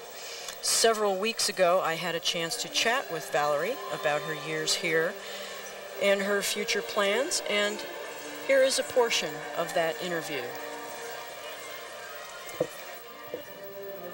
When you were in high school and you were beginning to think about college, what kinds of what factors entered into your analysis of where you would go to college? What were the most important things? And how did you end up coming to the University of Washington? Well, it's a really good question. I was looking for 3 basic qualities in a university: a strong Slavic department with a good Russian program, a strong physics department, and the furthest I could get from Seattle. Oh, okay. And one thing I found is that distance was not a problem. You could find schools far away. What was difficult to find was world-class Russian and physics in the same institution, purely because most universities have a limited budget and they have to decide where to spend their money. And I applied at the American University and Georgetown, as well as the University of Washington. Those were, American University and Georgetown were my first picks. My parents were much more realistic than I, and they said, you have to apply at the University of Washington because if for no other reason, you could afford it. So I visited the American University and Georgetown, didn't like Georgetown, loved the American University. I had my heart set on them. I came home, I looked at the resources I had to pay for my education and realized that even with the scholarships I'd been awarded by the American University, I simply couldn't afford it. So the bottom line became a budget. And at first I was really upset. I thought, you know, here I've spent all this hard work in high school, I've earned as much money as I can, and now I can't go or I really want to go. And after about a year here at the University of Washington, I realized that I hadn't noticed how much this university has to offer. And it really was the best decision. And it was kind of forced on me externally, and it took me a while to appreciate it. But UW has incredible opportunities in every department and in every field. And since it is a large university and a research institution, there's a lot of room to do what you want, to design your own projects. And with so many departments to draw from, this really was the best school. So there was a silver lining in that, That's right. Cloud. That's right. That's great. Well, let me ask you a question about, just a kind of a general question about being an undergraduate at a large research institution. I would think for some people that might be an intimidating prospect. Oh, it is. And you've just mentioned some of the advantages of being in this type of environment. What does the university do to, say, personalize this experience for an undergraduate? Or another way of putting it, what can a student do to make this experience more meaningful? You have any suggestions? My first suggestion is don't be afraid of the professors. I'm still Good afraid advice. of some of them, but you have to approach your professors. You have to speak with them. You have to admit your own humanity and your own failings and go into them and say, I really screwed up on that test. What do I do now? How do I proceed? How do I go forward? So they are approachable. They are approachable. Yeah. In fact, some of them do everything they can to be approachable. The first quarter I was here, oh golly, I took honors physics because I wanted to be a physics major. Might as well do the hardest class I could, right? Oh man, the first test came back and I think I had like a 34 out of 100 and the mean was somewhere in the 90s. And I thought, oh no, here it is. I'm gonna have to change my major. And I opened up the test booklet and there's a little note written on the inside from Professor Rare saying, Valerie, please come see me in my office to talk about this test. And I thought, he's going to tell me I have to draw. So I went in, and I felt so terrible about myself. I was like, what am I going to do? What is he going to say? And he sat down and he said, you know, you didn't do so well on that test, did you? And I thought, well, that's an understatement, but at least he's being nice.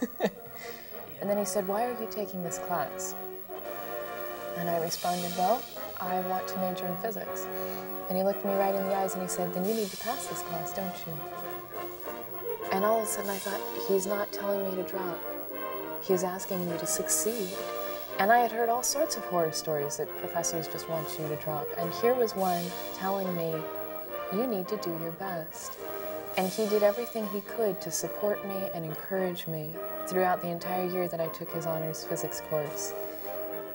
And I'm still amazed. I really am. But the basic truth is professors want to teach students who want to succeed. And anybody would want to. Right. Yeah. And they really do reach out. There are weed out courses all over this university. Most of them are 100 level in math and science.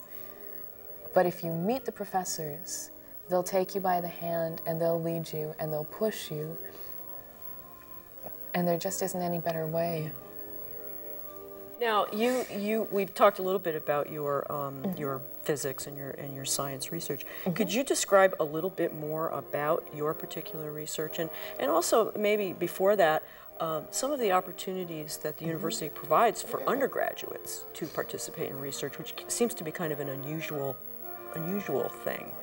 It is, but actually it's a growing field right now, undergraduate research is. One thing that I was amazed to see in Washington, D.C. at this poster session was just the incredible variety of undergraduate research that is going on in this nation. And professors who take on undergraduates often really enjoy having someone who doesn't need a PhD thesis project. They can do something smaller, they can work on a small piece. They're not going to complain if they're asked to do a little bit of the grunge work. Yeah. And I overheard one professor say once that one of the best things about undergraduate researchers is they don't believe things can't be done. So graduate students have enough education that they're more skeptical. They're more skeptical, that's right. Yeah. And they are thinking in terms of a project, which they need to do because you have to get through graduate school and finish your degree and begin, quote unquote, the rest of your life. But as an undergraduate, you have a real luxury. And you learn things you cannot learn in the classroom. And that also really strengthens a graduate school application. It strengthens a job application. I've had interviews with Boeing and TRW and a couple of other large corporations, and they didn't care about the courses I'd taken. They'd start out saying, oh, so you'll have a degree in physics and one in Russian. And then they look over the resume and they say, so tell me about your research. And here at UW, you just go and knock on a professor's door. And if you catch him or her at the wrong time of day, maybe you should have sent an email first. But most professors, if they have time, will take you on. Now, you just used the phrase, the rest of your life. I know you don't have in quotation marks. I know it's not programmed down to the last detail. We do know you're going to be leaving for Russia soon. What about when you come back? When I come back, I'll have about a week and a half, maybe 2 weeks, to pack up and move to New Haven, Connecticut for graduate school in geophysics at Yale. And I can honestly say that my research experience made the difference in my application, as well as letters of recommendation. That's another reason to get to know your professors. If you don't, who's going to write those letters of recommendation? And you can't ask your parents. Yeah. That doesn't work. That's a good point. That's a good point, yeah. And you need at least 3 good references, strong references, by the time you leave the university. And undergraduate research is a wonderful way to do it. And your research that you are going to pursue in graduate school is based on the research you did here? Yes and no. It's more that the research I did here is kind of a springboard to the next step. I started working with Dr. Robert Odom at the Applied Physics Lab in seismology. And in part, his enthusiasm for the field of seismology and for geophysics is just really infectious. It's hard to not be excited about things he talks about. On the other hand, I really got sucked in. I really did. I started falling in love with the physics that the Earth has in it. And the problems they work on in geophysics are very, very mathematical, very physics intensive. And you're kind of playing with the dirt that the Earth is made of, and there's something really exciting about that. So after 2 years in seismology, I decided I wanted to continue, and I also want to kind of branch out and learn some more about volcanism, do some research in that area as well. And Yale has this wonderful project starting up where they're investigating the Kamchatka Peninsula in the Russian Far East. So a nice linkage for you. It's a great link. It really is. That's great. So I'll be getting on board that soon. Well, Valerie, this is all very, very impressive. And I know that you're trying to finish up your work here at the end of the year. Thank you for taking the time to talk with us today, and congratulations on all of your achievements. Thank you very much. And the best of luck with the road ahead. Thank you very much. We're back live here at Commencement 97, and after listening to that interview, I guess you could say that youth may not in fact be wasted on the young, at least not on the young Valerie Payton. Well, Charming lady. You got that right. You got that right. You know, it takes a lot of very dedicated and bright people to make a university like this one work. In the corporate world, the chief executive officer calls the shots, most of them at least, and often, and providing that the right shots are called makes a lot of money in the process. If he makes the wrong ones, he's out. That's true. The CEO counterpart in academia is the provost, and in a moment you will meet ours. He is Lee Huntsman, research scientist with a background in bioengineering. And one of the greatest challenges that all large universities or organizations face is how, given their large size, they can maintain an atmosphere that promotes learning and discovery. Huntsman's given this matter a lot of thought. He sees this university sharing a set of common core values, as well as a vision and a sense of excitement. And that's what motivated him to take on this demanding job. I had a chance to chat with him recently, and we'd like to play a portion of that interview for you now. Now, you've been here since 1968. you moved through the professorial ranks in the Center for Bioengineering. You eventually became the director of that unit and an associate dean in the School of Medicine. What are the most distinctive aspects of moving from the academic trenches to being a provost? Well, the first distinguishing aspect is the expansion of scope and complexity. The institution is enormous, and there's this amazing variety of things going on. But the secondary realization is that underneath that complexity, that enormous scope, is a common set of values. And both of those were a little bit of a revelation to me, to have the perspective from the provost's office to see how that works. Underlying all that diversity. Yeah. Yeah. Yeah. It's really quite remarkable to see how different things appear on the surface, and yet how much commonality there is in that core mission around learning, discovery,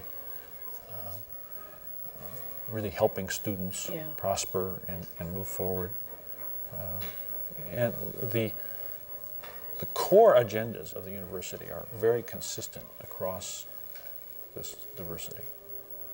Now, I had the opportunity to speak with an undergraduate student as part of this commencement broadcast, and a very impressive undergraduate student who just won a $5,000 honors travel fellowship and was one of 40 undergraduates who was invited back to Washington, D.C. to meet with Congress and discuss her research her undergraduate research. And she just extolled her experiences here as an undergraduate and her ability to take part in that kind of an endeavor. But the research part of this university is one that some people seem to have a hard time understanding. As provost, how would you explain that to the community outside this campus? Well, you know, it's really interesting. We presume that the public doesn't have much of an understanding of research. We presume that when the broad lay public thinks about the University of Washington, they think first about our sports teams and second about what goes on in the undergraduate classroom and little beyond that. But we've recently done a really interesting study of public perceptions of the University of Washington. And while it's true they're very aware of our sports teams and very, very interested in undergraduate education, they also have a much higher understanding of and a regard for our research function than we realized. Okay. Now, that doesn't mean they understand all of its breadth or what we would consider as its impact, but they're in a much more positive view of it than we had realized. So starting from that, if I was to go out and try to explain research, I would try to link it to the common human perception about what exploration and discovery are all about. I mean, we are all in our inner beings interested in exploration and discovery, and as a society, we Americans are acculturated that way from way back, whether it be going to the moon or whatever it might be. And research is about exploration and discovery in the world of ideas, new knowledge. I would also try to link it to people's personal interests. We find that the area of the university research that people most immediately identify with personally is medical research, because that's a common concern. It affects all of us, right. And we all share this perception that medical research has advanced medicine greatly to our common benefit and our personal individual benefit and the benefit of our families. But there are other areas of research too, and it all depends on where the audience or the individual is coming from. In many areas of our technical and scientific research, they couple directly to worlds of business and education and other areas that are dynamic and that people in the public care about and are aware of. Even in less obvious areas, we're doing research, for example, in areas of how governments can function better. Public affairs research. maybe well, people don't often think of. You don't think of that, right? But the truth is, good ideas, worthy experiments, if you will, are happening in that arena, and government is a concern to all of us. Another area that seems superficially esoteric that comes to mind, for example, is the area of philosophy. Well, research in philosophy doesn't quite connect. But then you say, well, the issues are issues of ethics, modern dilemmas in ethics brought upon us by the modern society, the technical society. What are the ethical implications of the genetics revolution in medicine? These are very deep, significant issues that require a lot of research and academic thinking, but also in the context of public discussion. So when you try to talk about research, I think you try to link it to what people understand, where they're coming from. But it's really encouraging to me to realize that the public at large understands that the University of Washington, when we say it is a research university, that means it does discovery as well as teaching, and that those two actually are intertwined. And the experience of the student that you mentioned is a perfect example. One of the things we can do in a research university is to offer what I call the experiential dimension of learning. What goes on in the classroom is very, very important, but that's not the limit. In many ways, the classroom prepares you for the experiential component. And by being a big, strong research university, we have a wealth of opportunity that we can offer to our students, undergraduates as well as graduates. And we're doing a pretty good job of that, and we aspire to do a lot more. About a quarter of our graduating seniors now report that they've had a significant research experience as an undergraduate, for example. Right. That's a lot more than I would have expected. Yeah, that's more than most of us would have expected. Yeah. But one of my passions is to capitalize on our capacity to offer students those experiential dimensions and to extend it more broadly to more and more students. Yeah. Now, what you've just said probably will kind of apply to my next question as well. But in his first year here, President McCormick spent a lot of time traveling around the state, listening to people, getting a sense of how the UW is perceived and a sense of what his challenges might be. Assume for a minute that you had an opportunity to travel around the state and discuss this flagship institution with the average citizen taxpayer. How would you justify the value of their investment? Well, you know, the University of Washington is really a remarkable institution. There are in this country, a lot of very good state level regional universities. For about the same cost, what the state of Washington has in the University of Washington is a premier world-class institution. So investment, I think, really is the right word. Through a combination of circumstance, leadership, and just remarkable hard work over decades, what the people of the University of Washington have done is to build a very, very strong national level university at a bargain price for the state of Washington. And that brings a lot of benefits with it. Research enterprise is much bigger than similar institutions. And the benefits of that, both to our students and to our local economy, are enormous.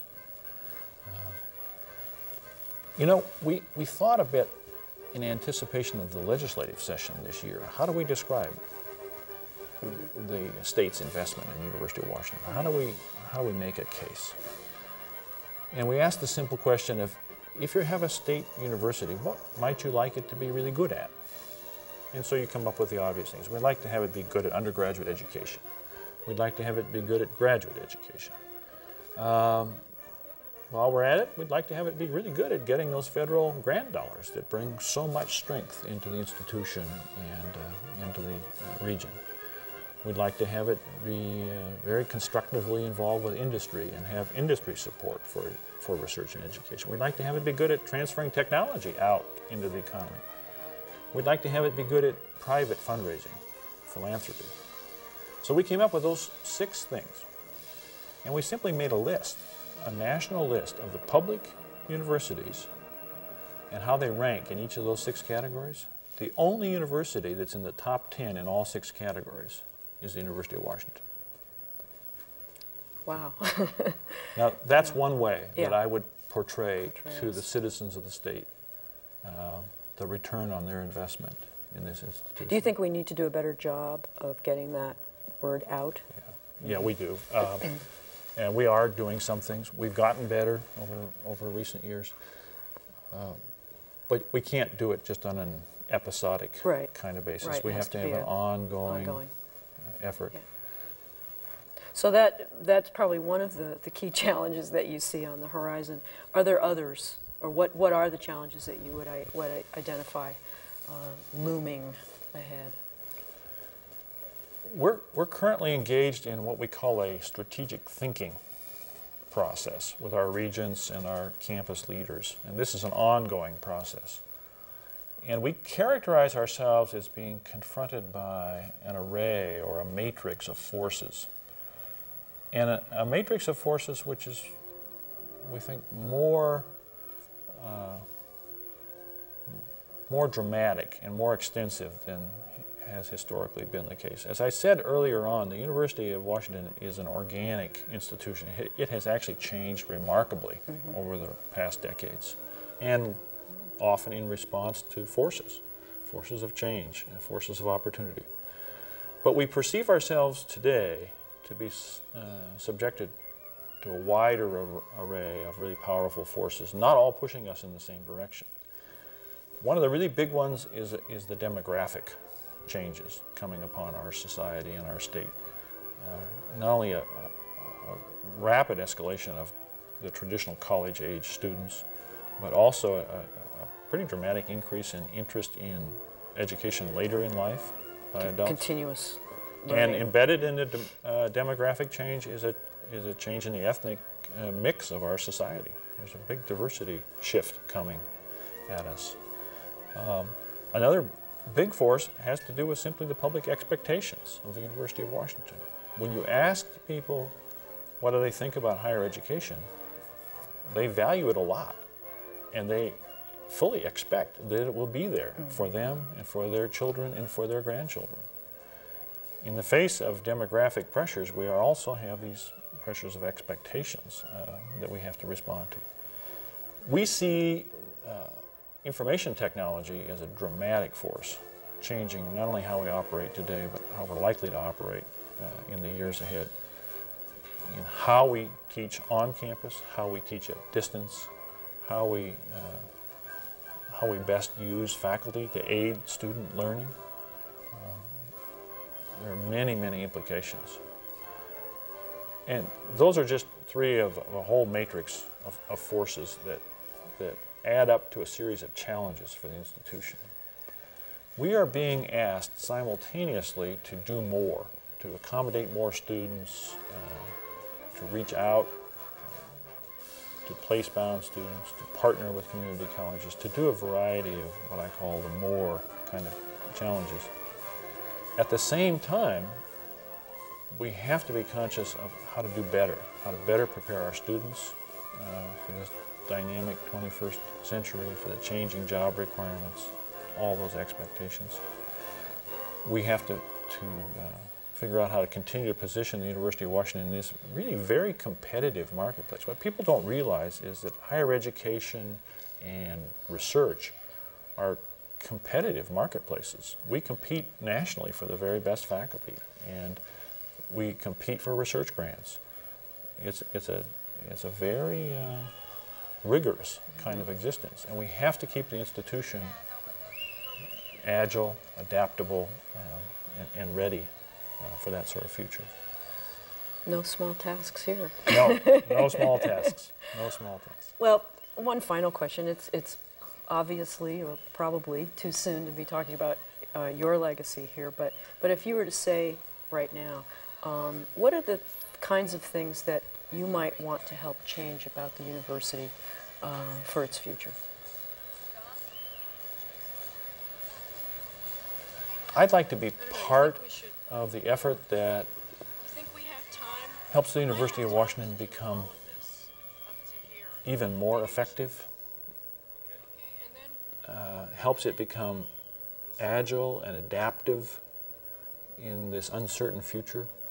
As we look out, we're trying to look out a decade or more and say, what are teaching and learning going to be like? What is the research mission going to be like? How do we prepare the institution for that? We find far more questions and uncertainties than things that we can count on. So the issue in many ways is how to help the institution be adaptable and yet do so with its core values intact. I think the core values of the institution are fundamentally right, and we need to enhance those, not protect them in some defensive way, but to emphasize them and to move into the future with a clear sense of what it is we bring to society and how to enhance that role. Well, thank you very much, Dr. Huntsman, for taking time out of your busy schedule to talk with us today, and the best of luck in the years ahead. Thank you very much. We are back live in Heck Edmondson Pavilion as coverage of the 122nd Commencement at the University of Washington continues.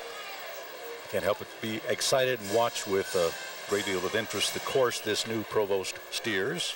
Oh, you bet. I think it's going to be quite interesting. You know, the job is really daunting. A provost is responsible for budgets and strategic planning. He or she, in our case, he works with the deans of the various schools and colleges to plot the academic course of an institution.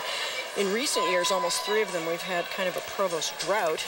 That came to an end in March when Dr. Huntsman, who was the acting provost, was officially and permanently appointed to this position. Huntsman is no stranger here. He made his mark in the late 1960s with what in the engineering community you generally hear referred to as elegant research. It focused on the mechanics of the heart and heart-muscle cardiovascular system assessment and new techniques for measuring cardiac function. He has been a professor and director of the Center for Bioengineering, which is a unit of the College of Engineering and the School of Medicine, no small feat.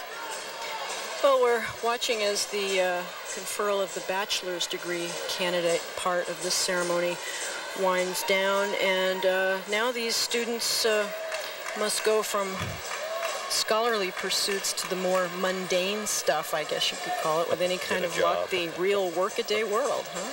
And all of us who are part of this community, though, take heart in knowing that the diploma that these students receive today gives them a valuable ticket to that world. And Meg Greenfield alluded to that, too, in her commencement address today.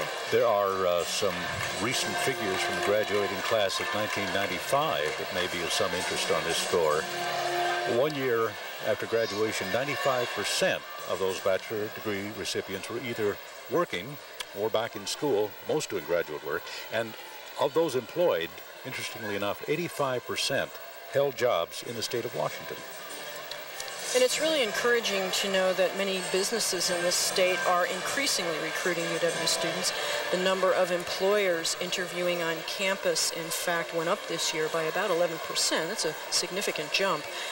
Most of those represent small and medium-sized companies, and most of the opportunities this year, and this is probably not surprising, are in the software technology industries, but also in business-related jobs, things like management training, sales, management consulting positions, things like that. It will also come as no surprise that the internet is becoming the job hunting tool of choice, or at least another tool for a lot of our graduates. Further evidence for the need for all of us to develop computer literacy. The feedback that we get from new and recent graduates shows that the World Wide Web is connecting a lot of people to good jobs these days, and that is a common phenomenon that is certain to become even more common. Oh, I would bet that is the case. You know, listening to Valerie Payton earlier, any big university like the UW has got to seem a bit imposing to someone who enters as a freshman. It's so encouraging to see people like Valerie, use this environment for all it's worth. When you get to know the people who teach here, like the distinguished teachers we heard from earlier, you realize that they are, often at least, world-class scholars and really good human beings that may well be the reason they're here in the first place. Here, yeah. And just about every major university wants to ease the transition from high school to college, and so it is re-examining the so-called freshman experience. We've done that, trying to come up with ways to take the big out of a big school. And the freshmen who take part in it, one way is called the Freshman Interest Group, or FIG. We started this about 10 years ago. It's become quite successful. That and some other universities have used it as a model to help their freshmen acclimate to the heady atmosphere in academia. Yeah, and another way is the freshman seminar program. In the interview with Valerie, she talked about her opportunities to engage in research as an undergraduate. And the president's medalist today, I recall hearing that he's already published 2 research papers in his young career. Well, the freshman seminar program gives that first-year student an early entree into the many cutting-edge areas of research, an opportunity to interact with senior faculty, experts in their fields, in small groups of 10 to 15 students. So I would think that would be just an incredible opportunity for a freshman. What a payoff. Yeah, it really is a payoff.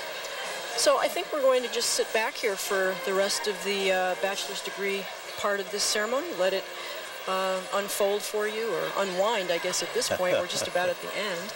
And this hall is packed. I mean, literally packed. A lot of the family and friends are down on the floor right now trying to get those photos, and it's not too chaotic.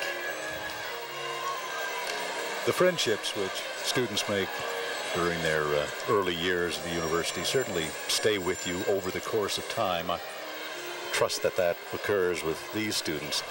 Before we leave you, a reminder that you can get a copy of the printed program for this year's ceremonies by contacting the Office of Public Exercises. You can do that by writing to the university. The box number is 355-833, University of Washington, of course, Seattle, and our zip is 98195. And if you'd like a videotape copy of our broadcast, the cost is $24.95. You can stop by the university bookstore, or if you'd like to order that tape in advance or get more information about it, you can call toll-free at 1-800-335-READ.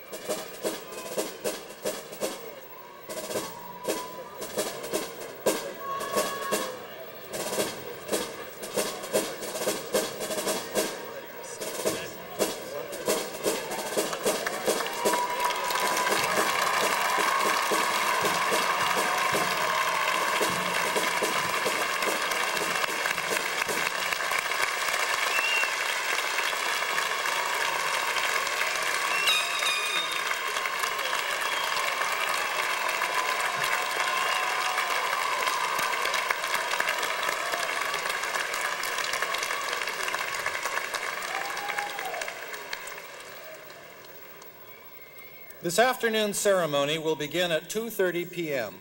Doors will reopen at 1:45 for guests holding tickets for that ceremony. We ask your cooperation in leaving the building promptly at the conclusion of this ceremony so that the pavilion can be readied for this afternoon's ceremony.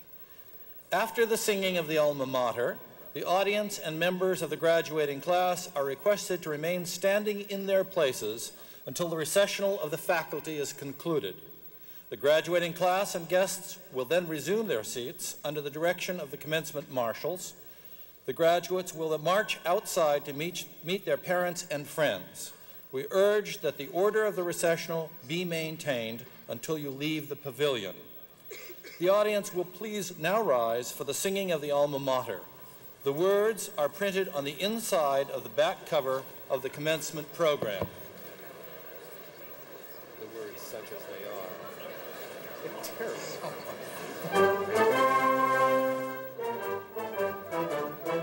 To her we sing, who keeps the water, all her sons from sea to sea. Our alma mater, Washington, the help we give to thee. Child of the mighty western land, you're the mother of a mighty race. Silent but gentle nature holds in strength and purity and grace. All hail, O Washington, thy sons and daughters sing glad acclaim through years of youth and loyalty, and still in age we sing thy fame. In honor thy towers stand, thy battlements shine in dawning light, and glow again in sunset rays. All hail, O Washington!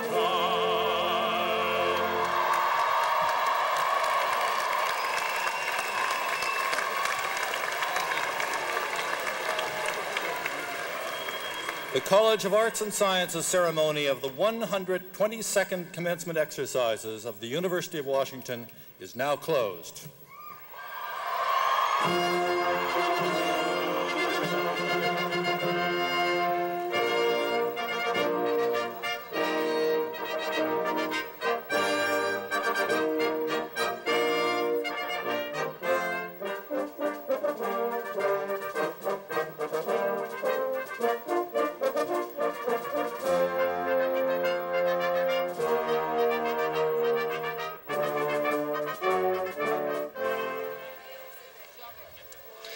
The graduating class of 1997, faculty and dignitaries are now beginning to file off the platform and leave Heck Edmondson Pavilion.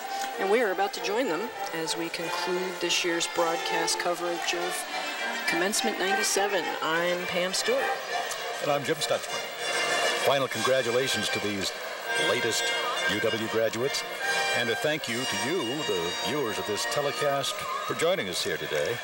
Commencement 1997 on UW-TV has been presented as a public service by the University of Washington.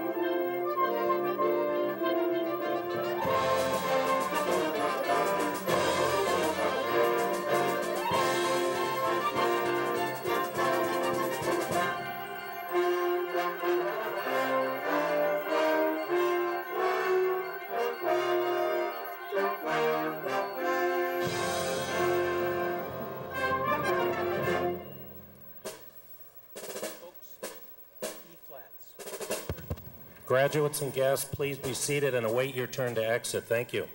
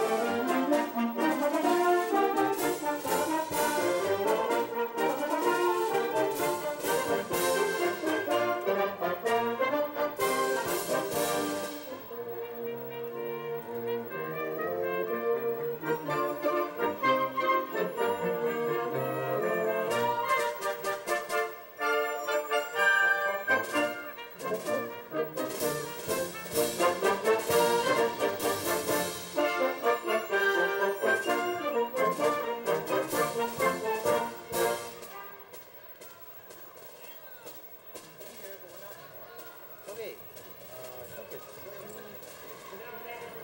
When is it we need to be here? Let me check. Just a second.